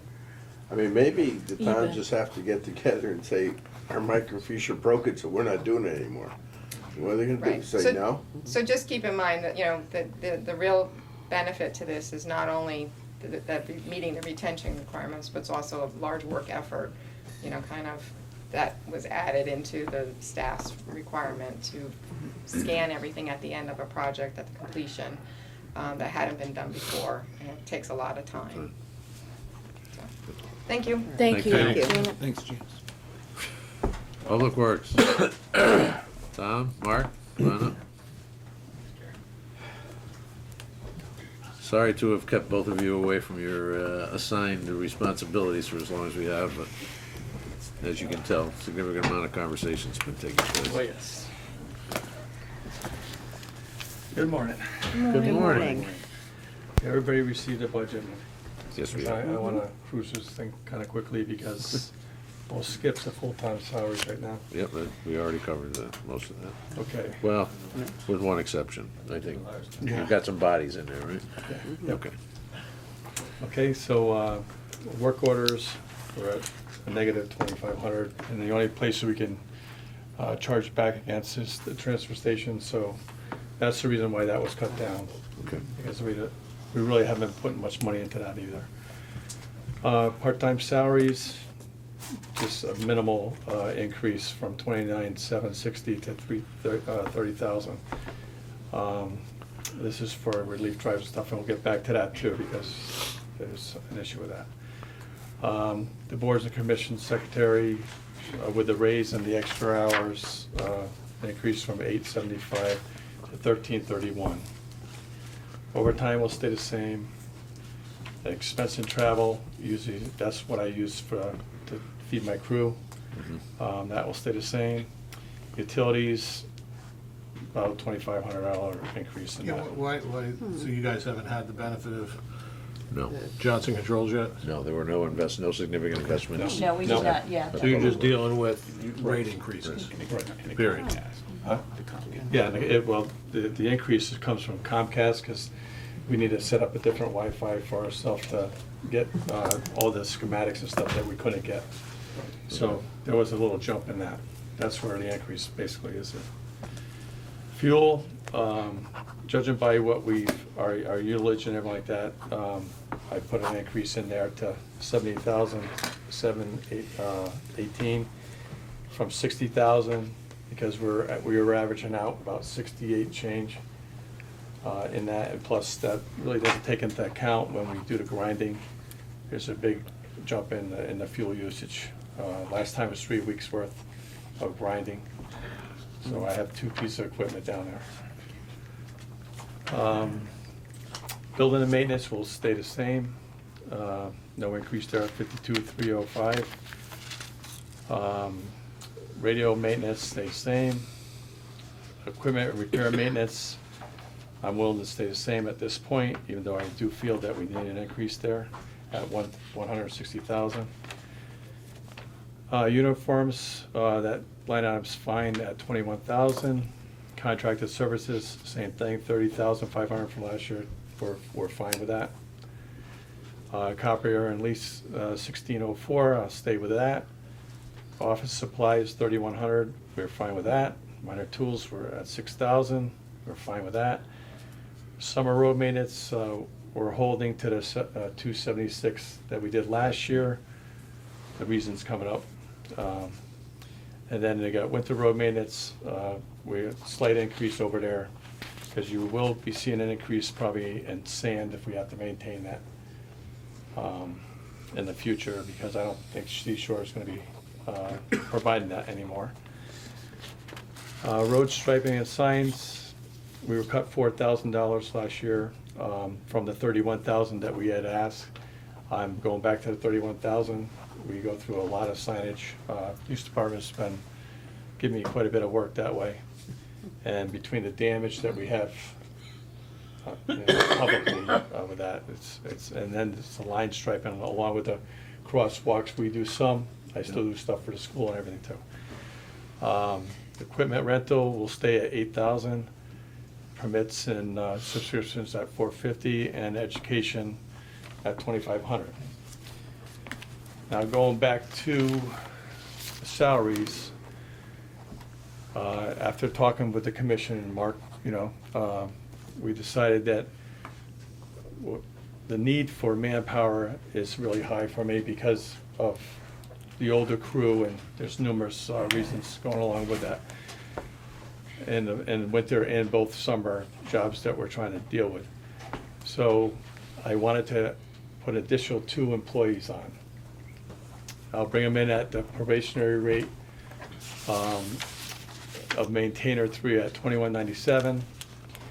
So that cost would end up being $91,395 for the year. I'm gonna go to Mark right now to have him put his input in, and then I'll finish with my input. Okay. Just as we listen to the police department being full staffed, I've been involved with the Public Works Commission now for, 5, 6, 7 years, and every year I hear Tommy complain about being understaffed. Years ago, we used to have 26 trucks on the road for plowing snow. This year, with the help of Park and Rec through Mitch, we got 2 extra from them, but we're still at 18. Our like Tommy said earlier, our roads are 186 miles. Mm-hmm. Our surrounding towns are almost half, if you can believe that or not. So each driver is responsible from anywhere from 12 to 15 miles of road. The national average should be about 8. We've cut down on private contractors, and it's getting harder and harder to find part-time guys to come in and drive our trucks. Every year, Mitch sends it out and we struggle. This year, we're thankful for Park and Rec to help us offset it by a little bit. But even the part-timers that we have this past storm, one of the part-timers says, "Oh, I'm sorry, Tommy, I have a other obligation. I can't help you this storm." And you don't have the commitment that you have if you have a full-time employee. The next thing that worries me a little bit, we're going to have a high turnover at Public Works in the next 2 years. We have 3 retirees this year, and we've got a potential of 3 retirees next year that could go.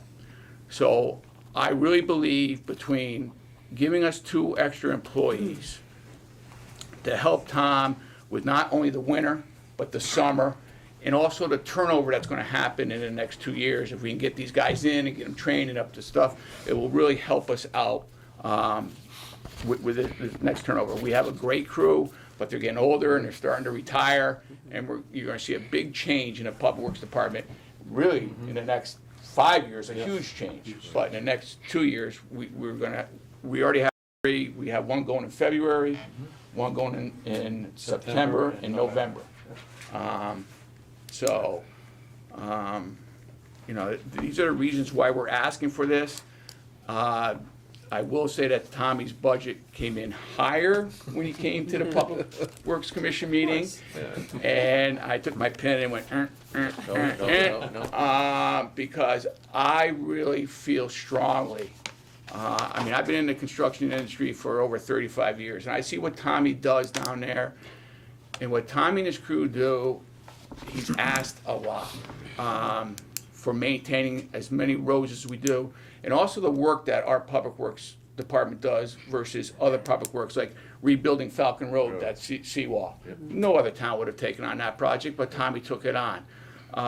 You know, if you drive up Podunk Road, his crew did a tremendous job on that. But if you had to hire this type of work out, it would cost you a lot more than what you know, doing it ourselves. So, you know, I really think that the 2 guys are justified. I think in the long run, it's gonna, you know, help and save the town money. You know, I mean, if you hired a subcontractor truck, you have a bad winter. You pay for them anyway. You pay for them anyway. So again, you know, I can't stress enough. And the other thing with the Public Works is everybody thinks Public Works just takes care of the roads. Well, no, that's not true. Tommy takes care of all the police cars, all the park and rec vehicles, golf, Board of Ed. I mean, he's the catch-all for a lot of stuff here in town that he takes on as part of Public Works. So, you know, with that said, I would, you know, try to answer any questions that you may or may not have. Board of Ed maintenance? Cars. Yes, we do. Yeah. Especially the winter damage, yeah. When you said there were 26 trucks on the road at one point in time, does that include subcontractors? Yes, yeah, you know. What's the traditional historic number of town trucks? Or past we're 18 now, you said. Well, we're 18, we're 18 with Park and Rec's 2 trucks. We have 18 trucks on the road right now. And what do we have the last 5-year average or whatever? Town trucks. On average, 17. Okay, so we're running 17, 18. Right, but we're one below. And the bottom line is this, for years now, I've filled in, so the town did benefit like that when we were short on a route, taking the route. One of the 18? Yes, I have. We've had people out and I've covered. All right, but this is where it's become an issue, is now where the weather's worse as far as you're gonna see more ice storms, stuff like that, the way that the temperature's changing. A lot of trees down, as everybody knows. I don't have to tell anybody about the trees, which is another thing that we take care of. But during a storm, when a tree goes down, there's nobody there except myself to go take care of that tree and get it out of the roadway. So everything is multiplying. And then, like I said with Mark, you know, I had a guy just blew me off this storm, and thank God it wasn't a big storm, whatever. But it's just the point that there's no loyalty there when you have a guy that doesn't have a signed contract. We're talking about contracted services? Yes, contractors, right? Okay, not our own staff. Right. Contracted services. Well, no, these are part-time employees. Part-time drivers. That we draw in just to drive in our trucks to help us out. There's no loyalty there. So they're driving our trucks, they're not subcontractors with Right, we really try, we really have, you know, I mean, I remember years ago, we used to have 2 trucks almost every route. So you have one out in front of the other, so one pass through the whole route, you're curb to curb. Now these guys are by themselves, so it takes them twice as long to do their route, because they're not doubled up. Yes, the trucks are newer, they're four-wheel plows, they're better than the trucks that we had, 30 years ago, 20 years ago. But, the numbers have dwindled. And Tommy is down to bare, so if he has one person sick, one person hurt, one person calling for any other reason, he's strapped. That's 10 to Well, 12 miles all of right, road so we've open. talked about storms, what about in the other 48 weeks of the year? That's where, like I said, Tommy and his crew do exponentially more than other public works departments around us, okay? They mow all the side roads, the mowing of the roads. They prepare for chip sealing. Not only the capital projects as far as like the Podunk Road or rebuilding the seawall down at Falcon Road. And what tends to happen to Tommy is we don't expect our employees to take time off in the winter because they're obligated for snow removal. So what does Tommy get hit with? All sorts of vacation time as soon as he has to start getting the roads prepped for chip sealing and the summer maintenance. Okay, so you're talking about potentially two new employees to prepare us for succession and people retirement and that type of thing. And that's admirable and that's logical and all of that, but where would you put the ideal staffing of Public Works at this point in time, knowing, their workload and the different things that they do? What's the staff now and what would be the ideal staff level? Well, the staff level would be more, we're at 20 right now. 20? That's including myself. Okay, so it would be at the 22. Can I Now, ask this question a little differently? What's the work that's not getting done that can get done because we're adding these staff? We understand the storms, but the rest of the year, what's the work that's not getting done that should be getting done, that we should be doing? Can you quantify some of that? Yep. Last year, we didn't do any roads as far as rebuilding. Because we were catching up on all the incidental stuff that wasn't done before. I gave Matt a list. We did over 60-something jobs last year, catching up. Now, at this point, I still have on Long Hill, we have issues with the flow of water coming off of Hubbard Road area, that spot there. That has to be addressed. I have an issue up on County Road, 32 County Road, where for 2 years now, the pipes have failed over there, and that's why you're getting flooding over the road at certain points over there. We've had the permit in, it has to be re-looked at again, because it wasn't established right, and I'm held up over there. I have a backlog right now of probably, I can give you 80 jobs. If you want them out, I can type out stuff that needs to be done. So I got catch up to do, I have normal maintenance to do, and then the weather affects me all the way through. We've had numerous trees that we've taken care of for the tree warden, which saves the town a lot of money because anything that's with outside of the wires and not too substantially high, we take. So that takes care of that. I still have to take care of Sullivan Drive down there. There needs to be a lot of work done down on Sullivan Drive. I'm asked to do stuff at the transfer station. Every department here asks us for help, and so for some reason or other where they need our assistance, like the dog park, we just took care of some 5 trees over there for them. I can accept and respect, that you got a lot of work to do and you have a list and that type of thing. I'm trying to get to the ideal staffing level for Public Works. I mean, if you add 2 people now and you already anticipate losing 3 next year, and you said potentially in 5 years you could lose another 3 for a total of 6? Yes, those will be replaced though. Pardon me? We're looking for replacements on them, not like they're gonna go. We're asking for 2 additional, after these have been replaced. Okay, We're so replacing- say this budget cycle, we increased the level of Public Works from 20 to 22 staff-wise. When those 3 retire throughout this year, I believe that's what you said. Yeah. Are you going to expect those 3 to be replaced also? Yes. One's already advertised. Well, one person's leaving the end of this month. We've already been advertising for it. So these 2 aren't replacing any of those? These three? are additional. Additional, yeah. But the point is, there's gonna be a short staff for a while anyway, so. Right. My question was gonna be, would it be possible to stagger one this year, one next year? However, you're gonna be bringing two on, you're gonna lose one, then you're gonna lose another, then you're gonna lose another, so you're gonna be replacing. Right. So you're gonna be constantly fighting Fall this, behind the eight ball this all the way through. workload issue and the staffing issue. Such the Over the reason next for year the- at least. Yes. The thing is, the public's expectations of how their roads are maintained, not only in a snowstorm, but in the summer and so forth, our expectations of our public are getting higher and higher and higher. And it's getting tougher and tougher and tougher for Tommy to meet those expectations. You asked about what's not getting done. I brought, like, certain catch basins that I've seen that are collapsing and falling. I said, Tommy, there's a catch basin on such and such. And he says, yeah, Mark, I know about it, I haven't got to it, So it's hard to quantify, what. There's sight lines, there's, I mean, I mean, the amount of work that Tommy does on his 186 miles of road is exponential for the amount of employees he has.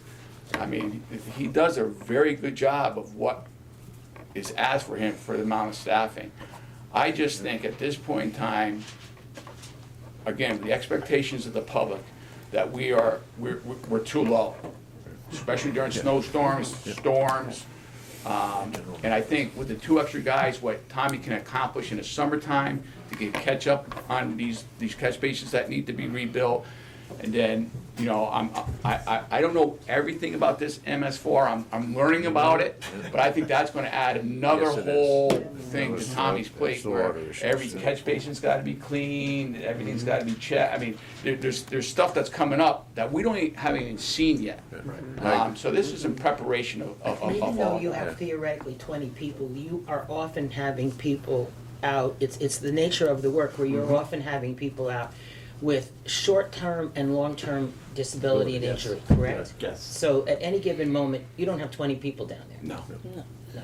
And my second question is, would we see a little decrease in, you may have addressed this, but I may have missed it, a little decrease in overtime and/or part-time seasonal if you, I realize you can't get the part-time people to work, but I mean, would would those lines go down a little bit if there's two 40-hour people on? That's a good thing. Okay. A good question, 'cause I was gonna get to that too. Okay. Without the extra two people, I would have to increase line items, and that would be part-time help, because it's definitely not enough. And also, one of the drivers that I have is from the transfer station over there. He comes out of the part-time salaries. He's there every storm. So you can see how quickly that money gets burned just for that one employee. Years ago, we did have within the winter, Mark Larkins put in a bid, 2010, for $160 an hour, and that was with the truck, right? Yeah. But that's in 2010, okay? And then figuring on our average 13 storms, which we know is more than that, and the amount of hours that they spend there, 10, start doing the math and see if it's not justifiable to add an employee, which a lot of my employees really take a lot of pride in their route. You know what I'm saying? Some of them even ask me, Tom, just need another half an hour, because they want to make sure that their route, they know they're responsible for it, which you don't get from a contractor or from some part-time help. And not only is it a winter thing, it's a summer thing. I'm spending time having two guys on a mower, which years ago, we had a couple of guys that used to come in. They would mow, if it rained, they went home, they were just part-time temporary help. They were capable of doing it, they did a good job with it, but it freed up the skilled labor, in which I'm trying to say, for me to do other work. And the load is huge at this point as far as everything that's fallen apart, everything that was left from before that needs to be caught up on. And I do not want to fall behind on the roads, especially with the way that the weather's been of late. With the freeze thaw, it's wrecking the roads worse than they've ever been. Okay, so if we start to fall behind that way, we're gonna be in a lot of trouble. And like Mark says, I have catch basins I still haven't been able to get to that are failing. And in the general maintenance, it's one catch basin cleaner that covers 3,564 basins a year.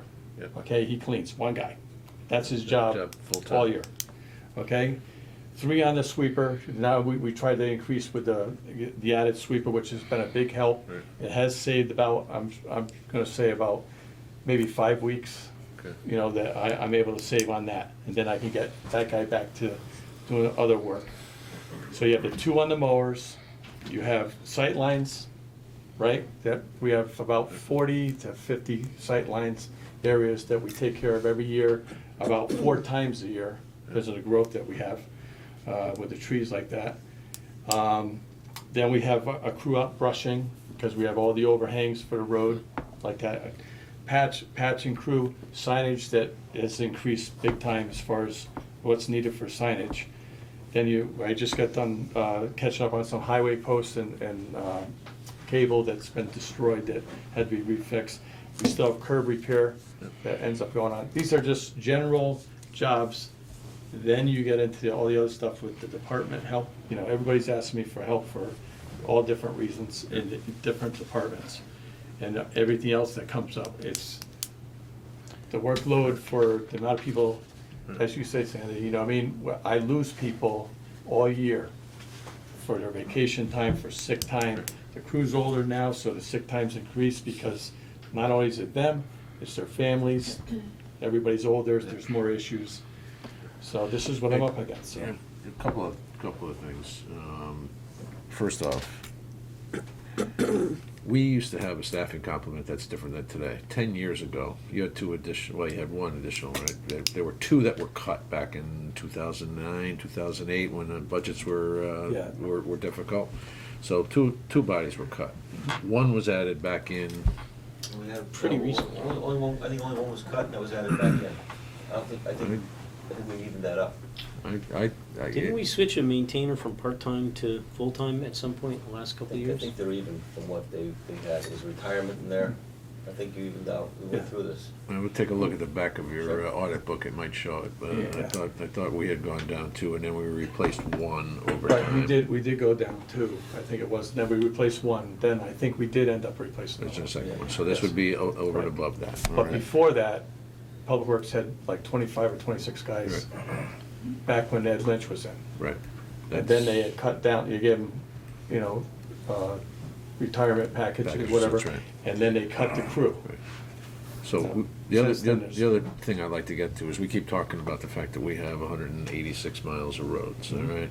Do we have any data that suggests, you know, how many employees per mile we have versus how many employees per mile they have in Branford or North Branford or Madison? Is there sort of an average? And then the other thing is, what are we spending in terms of public works per mile versus what other communities are doing? So do we have any data around that? I did go talk to Franny in North Branford. He's adding 2 extra people on. They have 87 miles of road. Right. He's at 17. All right, so that's where he'll be at, 17 people. All right. Is that employees or Employee. contractors? That's employees. Okay, then he does have additional contracts. 87 miles versus our 189? 86. 187. Our audit, I just looked at the audit it's 100, it says in the last audit that we just received yesterday, 190 miles of road. Okay. And it went going from 10 to 19, it went 20, 18, 21 for a couple of years, 22, 23, 23, 23, 23. That's what the audit's saying. Past years. Past years. Total employees. Full-time Yeah. government employees, that- and it says that- public that- works. that's also- No, that's including engineering. Correct. That's including engineering. And so you take engineering out of that and then you Yes. have your number. I just wanted to get back to Sandy's question, because I Thank think you. Tommy surpassed it a little bit, the way he talked. So, on the overtime and part-time, Tommy had an increase in there, and I went, okay. Now, can we go farther? Well, it all depends.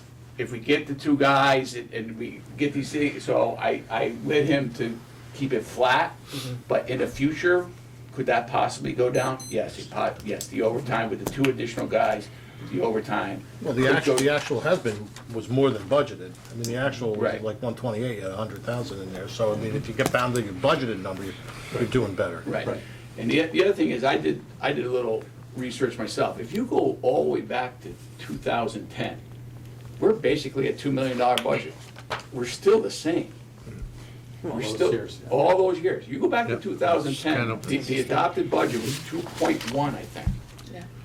We're, It's been just, it's a little bit, it's Here, really my, doesn't change. my question is, or my concern, is that if you lose potentially in 2 years, 6 people, the level of experience Yeah. that's retiring. That's- And to your point about what the department is doing in terms of rebuilding roads, rebuilding walls, and so forth, and your point about the level of expectation the Yes. public has, is that setting the department up for failure because you're bringing on guys at a lower rate, less experience?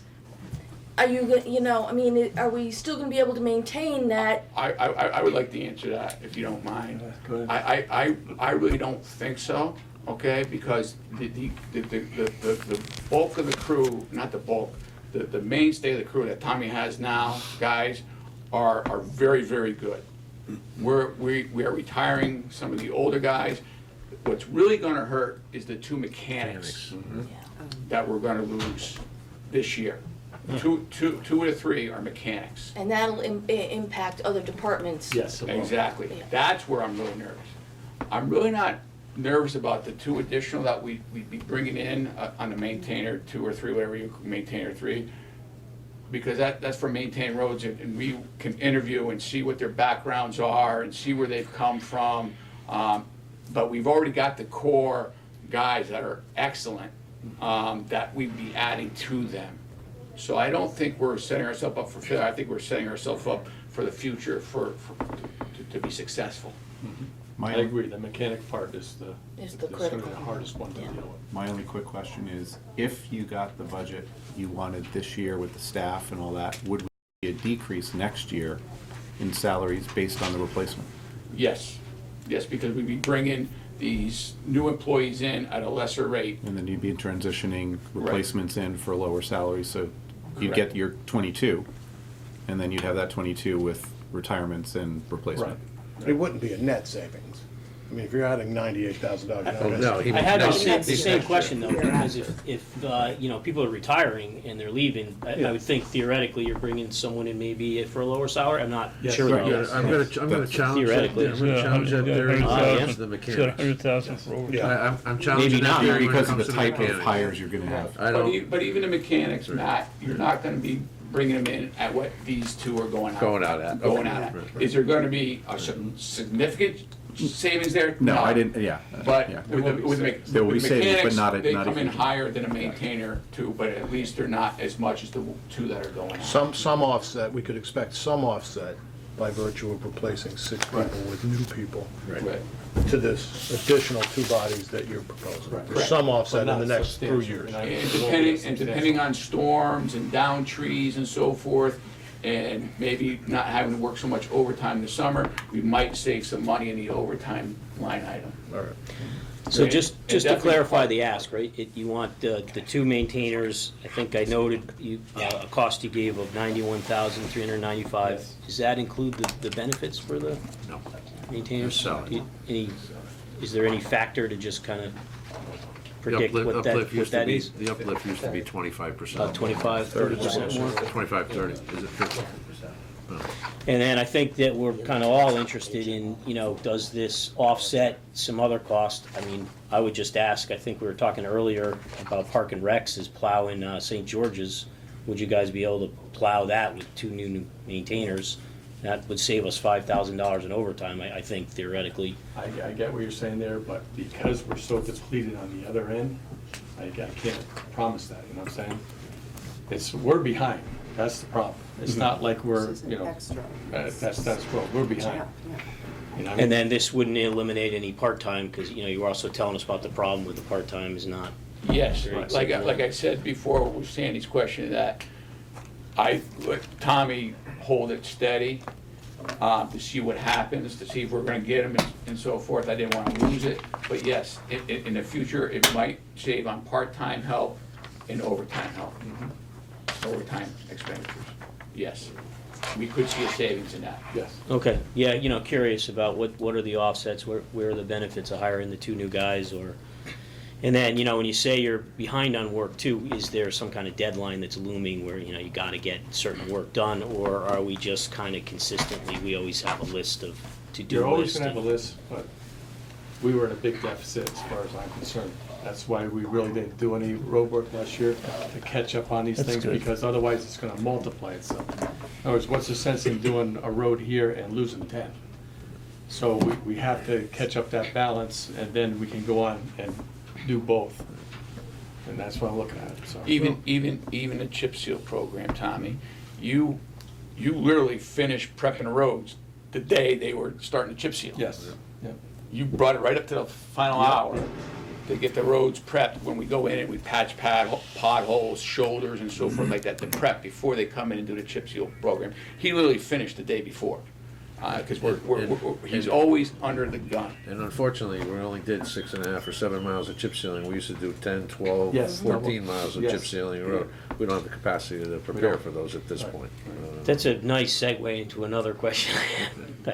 I think I ask this every year, Tom. I think I used to ask Jim too, but do you guys have like a schedule where the summer maintenance is kind of like, obviously it wouldn't work out perfect, but some schedule to sort of smooth it out? We're gonna try and do these roads, and Yeah, we're just we do. rotating and. Yes.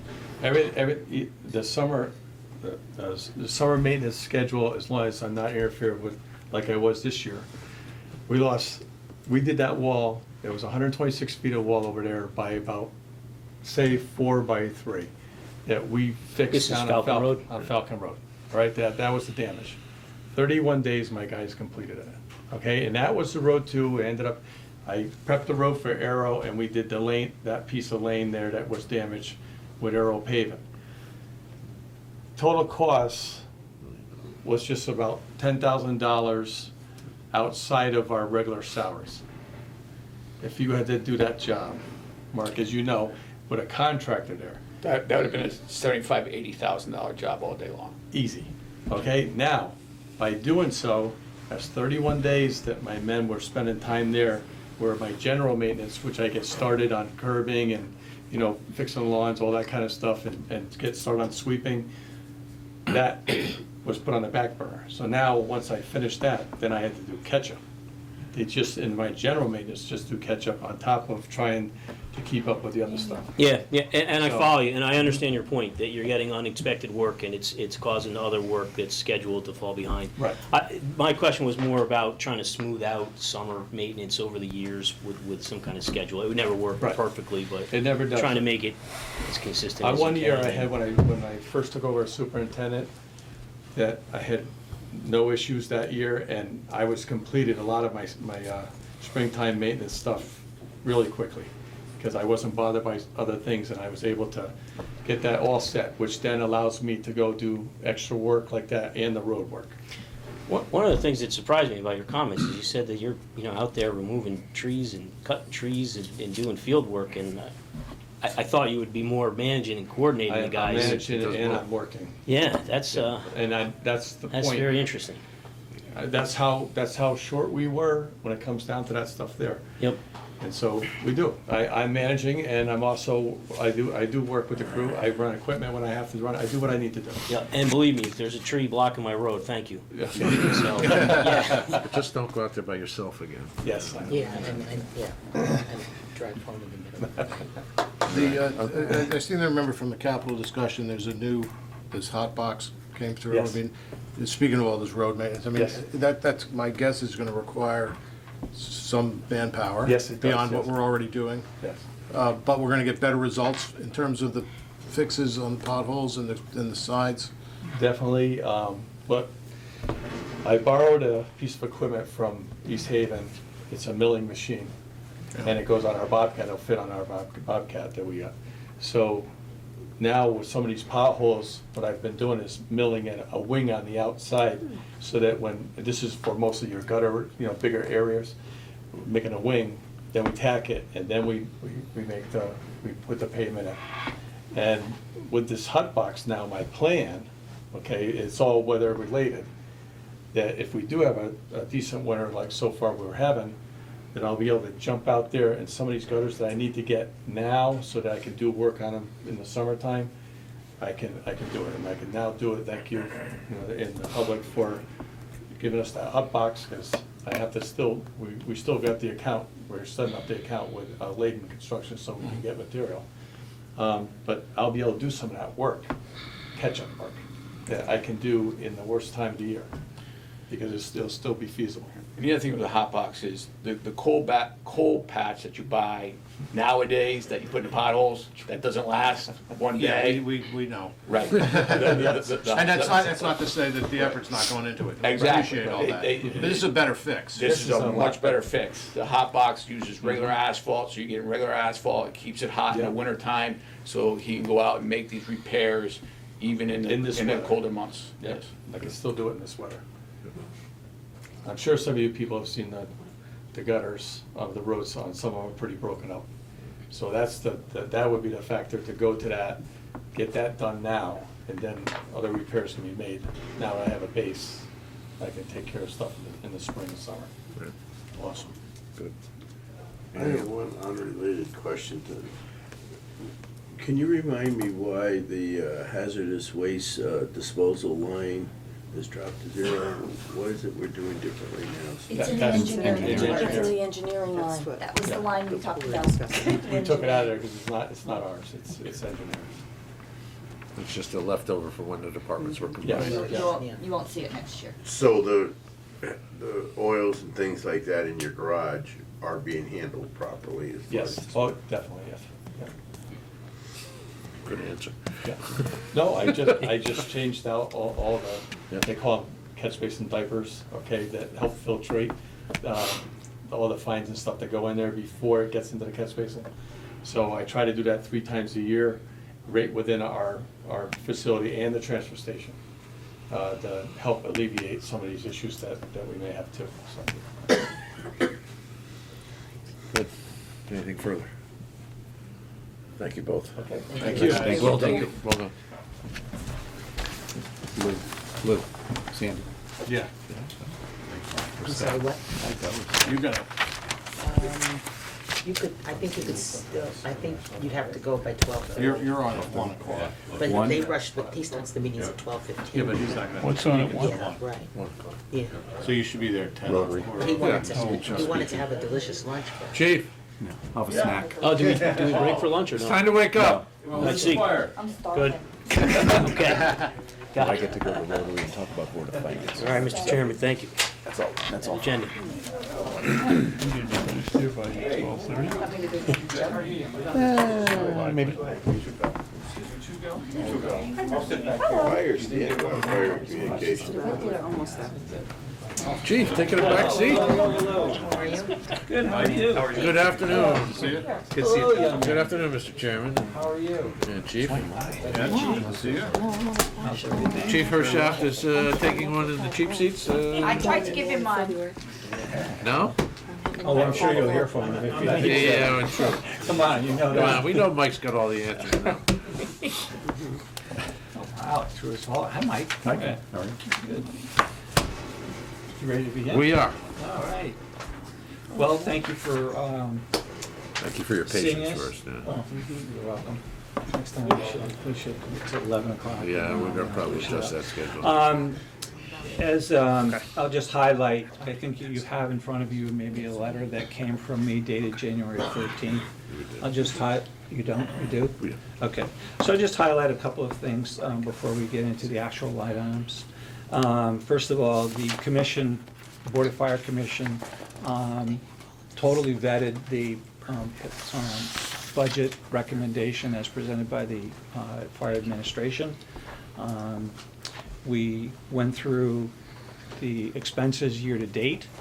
We also looked at the last 3 years of expenses and what areas that we could, if possible, maintain where we are, or if we needed to increase.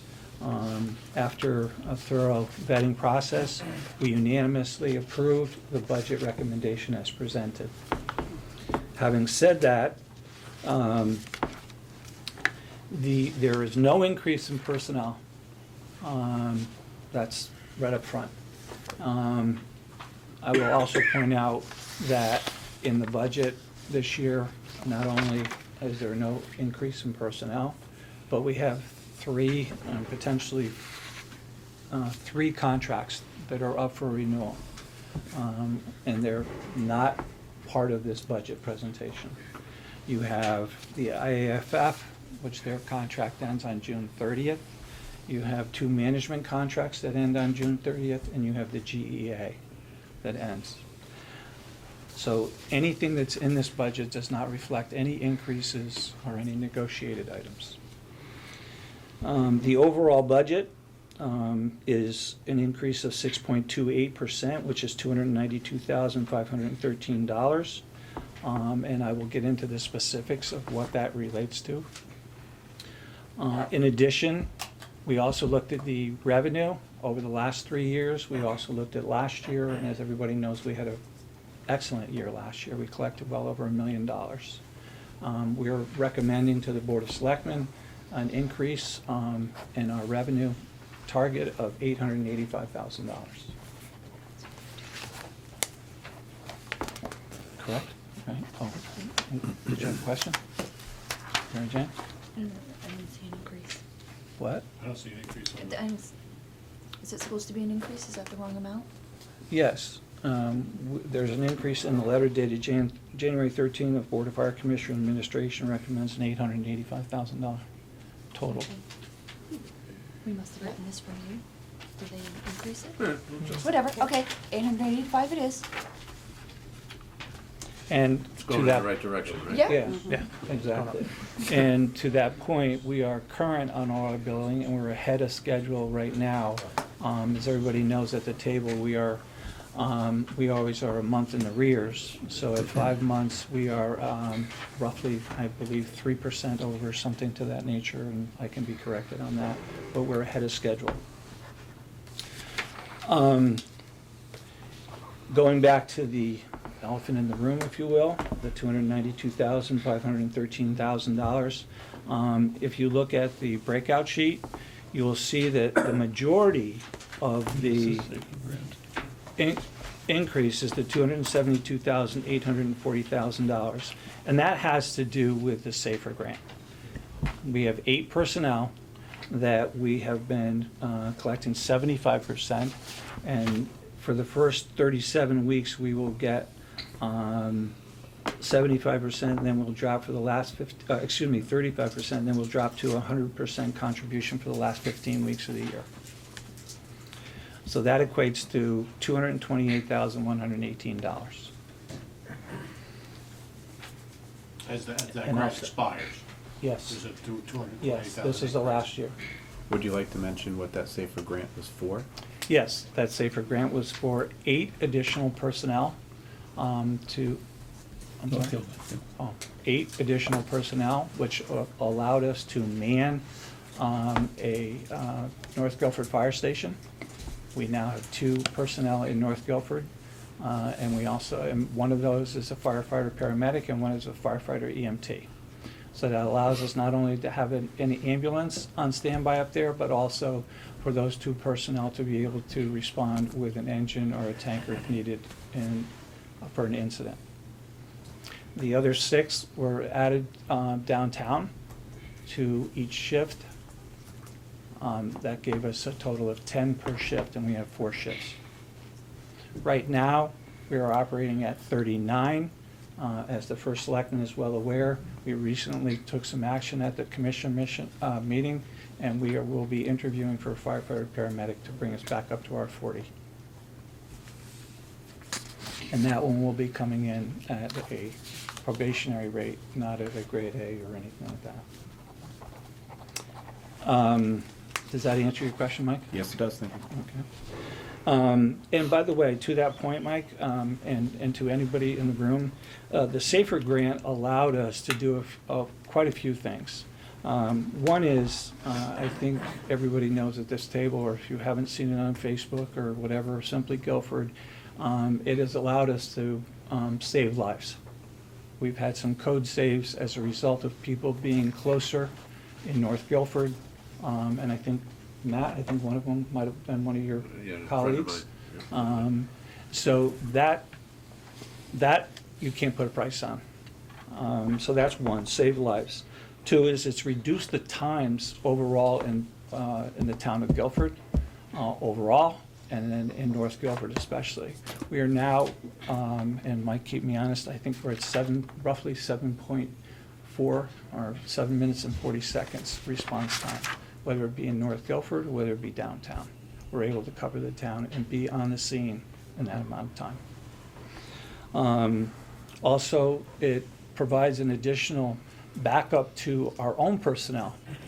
It gives us more personnel on the scene to care for what needs to be taken care of, whether it be a motor vehicle accident, whether it be a structure fire, a code say, whatever it may be. So it allows us that. And the other thing that it did is it allowed us to reduce the call-ins for the second ambulance. Because the second ambulance is now manned in North Guilford, that's second out. So our first medic unit comes out of the station downtown, the second unit comes out of North Guilford. So, and there's other things as well, but those are the highlighted things that I think you should be aware of. Questions? Can you explain, this is a year of flat salaries for a lot of groups because the negotiations are going to take place and they Yes. haven't yet. Mhm. But you're showing some increases in some individual lines of staff. Yes, and the reason for that is you have some of the personnel that we have are going from grade C to grade B, B to A, so you have step increases taking place in the existing contract. Which doesn't have anything to do with Negotiations at all. Has nothing to do with That's using, negotiation. saying that's using the current rates. Right. So the Right, current okay. rates, moving from as Ken just explained, moving up in steps. And it also. That's similar to what we showed for a couple of police officers as well. Okay. Same concept. So Ken, just a clarification, you said that the first ambulance comes out of downtown? Yep. I thought the ambulance would be dispatched based on the... Yeah, well, location, but I'm just saying the medic 1 is out of station downtown, medic 2 is North Guilford. If there's a call in North Guilford, medic 2 is responding right out of Okay, I station. misunderstood it. My Sorry. mistake if I've misled you. In addition to your question, though, the other thing that you have is you have some personnel that are now getting an extra week of vacation time. So you could be going from, 1 to 2, 2 to 3, whatever it might be. So that increases that as well. Any other questions in that area? Save it for... Okay. All right. I think you'll see in the overtime, that represents, as it always does, it represents the coverage for hours worked over Garcia, which it does occur each year. That's $4,000. The stipends, and the reason you have the increase in the stipends is because you have 8 personnel. And now you have paramedics and you have EMTs, and the increase of those is $6,300. Okay. In the replacement salaries account, you have $34,414, and I would like to, that goes back again. You talk about the holiday, personal, sick, and vacation days that firefighters earn due to the time on the position. So that's where you'll see increases. In addition to that, you have the 8 Safer Grant personnel that's in there. And also, one of the things that I know everybody knows at this table, last year was, and the year before was was a devastating year for us as a department. We had 8 long-term illnesses and workers' comp cases that equated for well over $200,000 of expenses that we didn't anticipate. And you can't anticipate those, but one of the things that we try to do is allot some money in that, in the replacement salaries for a potential workers' comp case or a long-term illness. And inevitably, it happens every year. We've looked at history, we looked at this year, and we keep our fingers crossed. So that makes up the $272,840 of increases in the salaries accounts. Moving forward, the variable, if you will, we have a minimal increase, a total of $19,673. Copier lease, we were advised by the finance department or whoever that there's a $2,000 increase in that line item.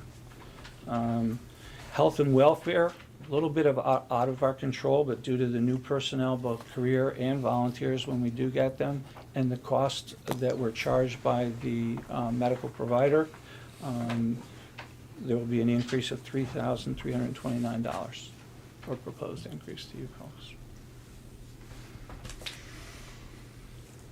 One of the operating line, operating supplies, $5,220. Two things. One is it's an increase in costs for us to provide this service at the various incidents we respond to, but also the cost of the equipment or cost of the medications that we purchase. The vendors go up, we try to get the best out there, are constantly looking for, to save money where we can in that department or that area, but this year it's $5,220. Education and training.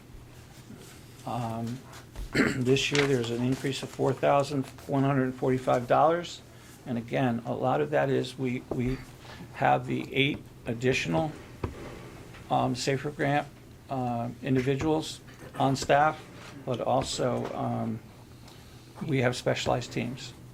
State, that's another one, state EMT license requirements are Right. changing it to a 24-month cycle Thank you. versus 36, so it's increased There you go. there.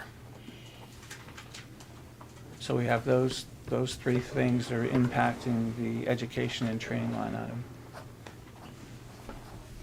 And the last is the vehicle maintenance, $4,889. And the majority of that, again, that is for both the large vehicles and the small vehicle maintenance. We do all of our own internal maintenance, if you will, with the exception if there's something heavy, something the manufacturer or the truck that we can't do in-house, then we have to ship it out. But we do most of our own stuff in-house. And again, last year we had five unforeseen major repairs that needed to be done on our engines. That had nothing to do, or a lot to do with the engine, but also generators, alternators, things like that. And those are things that you can't forecast. And we can't open up the hood and, just pick it out. Comment on the Marine Division? We hit the same number, both? Yeah, How active that's been? It's been active. As you know, we have a boat that was given to us, or we got through a grant. We maintain the boat. And the maintenance of the boat, whether it be gas, whether it be fuel, whether it be oil change, all that kind of stuff is all included in that Marine Division expense there. All right, and that is used quite frequently. It's also shared, I believe, still shared with other departments as well. The boat, yeah. Yeah. Yeah. It's shared with, I think, is it Shellfish Commission. And Harbor Master. Harbor Master. So it's shared. I've seen training in the pool. Does that, I'm just curious, does it go out in regular patrol, or is it on an as and when needed, is it on a call basis? As On call and, On a call and, basis. tra- and training, Training. and then when requested with other departments, so also. See these guys in there. A number of the departments this year have experienced a little drop in, or a significant drop in utilities due to some of the efficiencies in the energy audit that we did. And were the buildings, the fire department building, was that not part of the picture for the energy change out? Yeah, it was, but we haven't seen any significant changes. We're still monitoring it. Okay. We've been trying to look at month to month, and we haven't seen any really significant. And what's different about our building, it's like Public Works building, we have a large pieces of equipment that start up, and the light bulbs are really a very small portion of the electrical bill. If we start our air compressor up with refilling air pads, it's a 3-phase motor that starts up. When we plug our trucks in, they're basically block heaters to keep the blocks warm, to keep the maintenance costs down, but they're basically a dead short. So, so it's kind of hard to say, Stan. We are looking at it, but we don't see any real major change at this time. It's really the difference of the type of work that was done there in comparison to like what we did at the library. Yeah, right. It makes sense, I just figured I'd ask. It's the one project that did get funded out of some of the energy audit committee was the building management system through Johnson Control. That was one project now, and this is the first heating season that the project was just completed once the HVAC was brought on this year. So we really haven't had a full year with the building management system where you can, Johnson Control was there this past week doing an energy audit within there to try and look at it, but without having 2 years or 3 years worth of data, it's going to take time to tell what the impact of but in terms of managing the control of the space and heating and air conditioning, it's been much more efficient with the control system in it, or functioning control system. You gotta remember, every time we respond, we open up 50% of the building to the cold air. So then the heat's gotta recover all that. So it's. I will entertain questions. We'll go that route. All right. If there's anything you want You me want, to. you want me to take the first shot over the bow? Go ahead. Ken, I appreciate you coming here and doing this. You always present this stuff really well. And I think that you entertain these questions every time we meet. But I thought we had some discussion last budget cycle that the added firefighters for Safer might lead to some reductions in overtime and replacement salaries. And hope I don't get it wrong, I'm always kind of envision what's happening. So, maybe a firefighter's on vacation or something, and that shift, you want to make sure there's X amount of firefighters. So someone's got to take over that shift, and that's where these costs come from. So I'm kind of wondering too, are you, that minimum amount of firefighters you have on shift, is that by statute, or is that just by something that's recommended, or best practice? Go ahead. Sure, so part of the grant, it's a 3-year grant program. We have to maintain, once we hire the 8, we have to maintain the staffing level of 10. And that's a grant requirement, meaning 10 firefighters. No, this is about the replacement salary. Replacement, yeah. Absolutely, yeah. So if you don't, last year and the year before that, we're at approximately $900,000 in replacement salary. And a big piece of that came from that second ambulance out prior to the Safer grant, which we were paying call-in funding to have that second ambulance, because the need for a second ambulance going out often, we go to back-to-back calls, sometimes 3 at a time, sometimes 4. So one big part of the Safer grant was decreasing the replacement salary line and using full-time staffing to cover that gap, which adding the additional staffing geographically in North Guilford helped us reduce response times, which we went from 13.5-minute response times to 7 across town, and also gave us a second ambulance out, which reduced that call-in budget, which we used to predominantly use Medic 3, which was over there, Washington Engine and volunteer crews, and pay 3 hours per person, time and a half, times 2 crew members, and sometimes 3 per ambulance. So last year we reduced that line item to approximately 757. So we kind of calculated how many second ambulance calls that we would now reduce by adding the additional Safer staffing, and use that to offset the cost of the additional staffing or additional money we're using in replacement salary. So, and continuing forward, as call volume continues to go up, that obviously is going to continue to trend down with having the full-time staffing in place, and the hopes of maintaining full-time staffing and I think the reduced short response. answer is we've already seen There the was 200 savings last in year, replacement. or this year. So is that This kind of year. offsetting what we're seeing in the increase now too for the Safer grant? That we're running at maybe 200,000 less in replacement salaries and overtime? If you look back to 2017 and 18, we were at $1,022,000.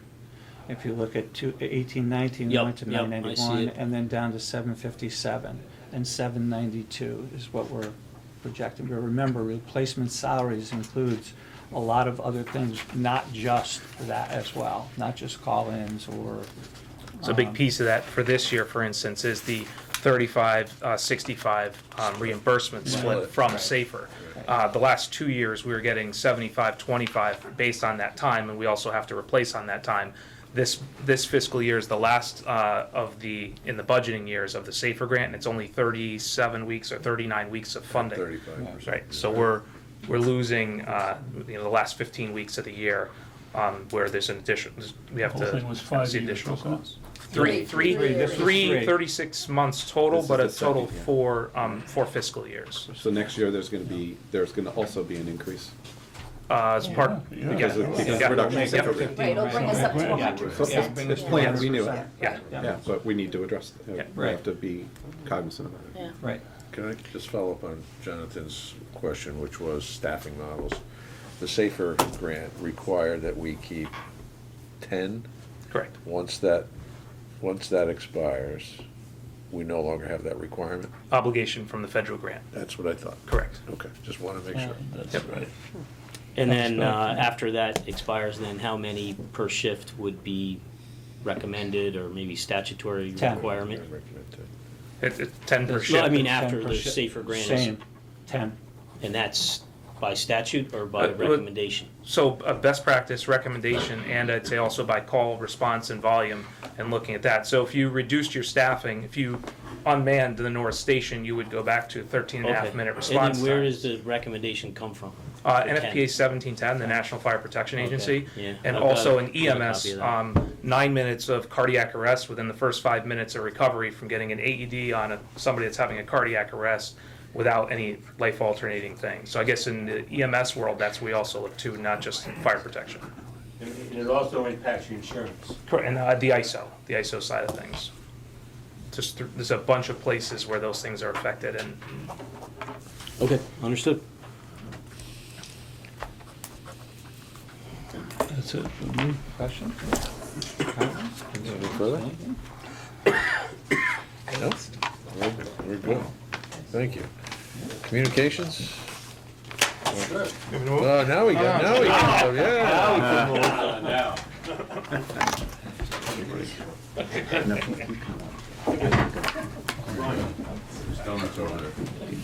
Oh, jeez, just what we need. That was what you were reading. I know, I didn't need the donut, but it was the only thing here. I don't know if I'm gonna sit next to that Dunkin' Donuts box, but it's okay. Good morning, or afternoon. Afternoon, it's almost evening time. Thank you for your patience. Oh, I had some? Well, you were pacing about there, I could see you pacing, but. Just going, no, it's okay. Patiently impatient. Yes. Well, the communications budget is really, everybody's leaving. Somebody's gotta be a I speaker. have to be someplace. At an event. I can't speak for him. I shall return. Should I wait a minute? No, go ahead. Okay. All right.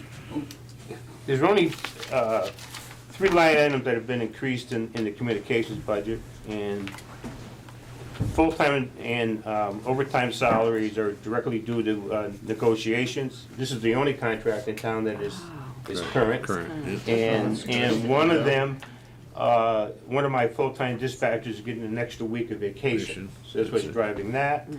And then the equipment maintenance is the increase in service contracts in the Meraki and Cisco, I got my list here, Meraki, the system managers, and the Cisco Meraki MS switches, and the firewalls, and other softwares that we have for dispatching, etc. We do manage all the cell phones in the town of Guilford, every one of them, and we've actually used this package, a Meraki package, to manage those, and we also manage a lot of iPads that are issued to other departments, Park and Rec, Public Works, Facilities, we actually manage those. Those devices, those cellular, those that are cellular based, right? Right. Yeah. Good. Okay, so I have. Maintenance contracts last for how long? Yeah. 1 year. One, You negotiate 3 years at a time? no, just one every year. Okay. So what's driving the big increase in the contracts? The maintenance contracts, maintenance service With contracts? the increase of devices that are out there. Okay, so Okay. So numbers. The numbers. The numbers. The number of devices that are out there. Good. Anything further? No, yes? Done? Thank you, Chief. Thank you. That was easy. Staff is very happy now. All right, well, Thank you all for Florida. what turned out to be a longer than scheduled thing, but I think it was worth it. There's some great dialogue, great discussion, a lot of information shared, so. And I think tomorrow, we may be able to stick a little closer to our schedule, because we got most of the big departments out of the way today, so. Thank you very much for your participation, particularly the Board of Finance. And for my fellow board members here, as usual, thank you. Is there a motion to adjourn? Make that motion. Second. All in favor? Aye. Opposed, abstained, recusals, hearing none. Motion carries. You will not see me. Thank you.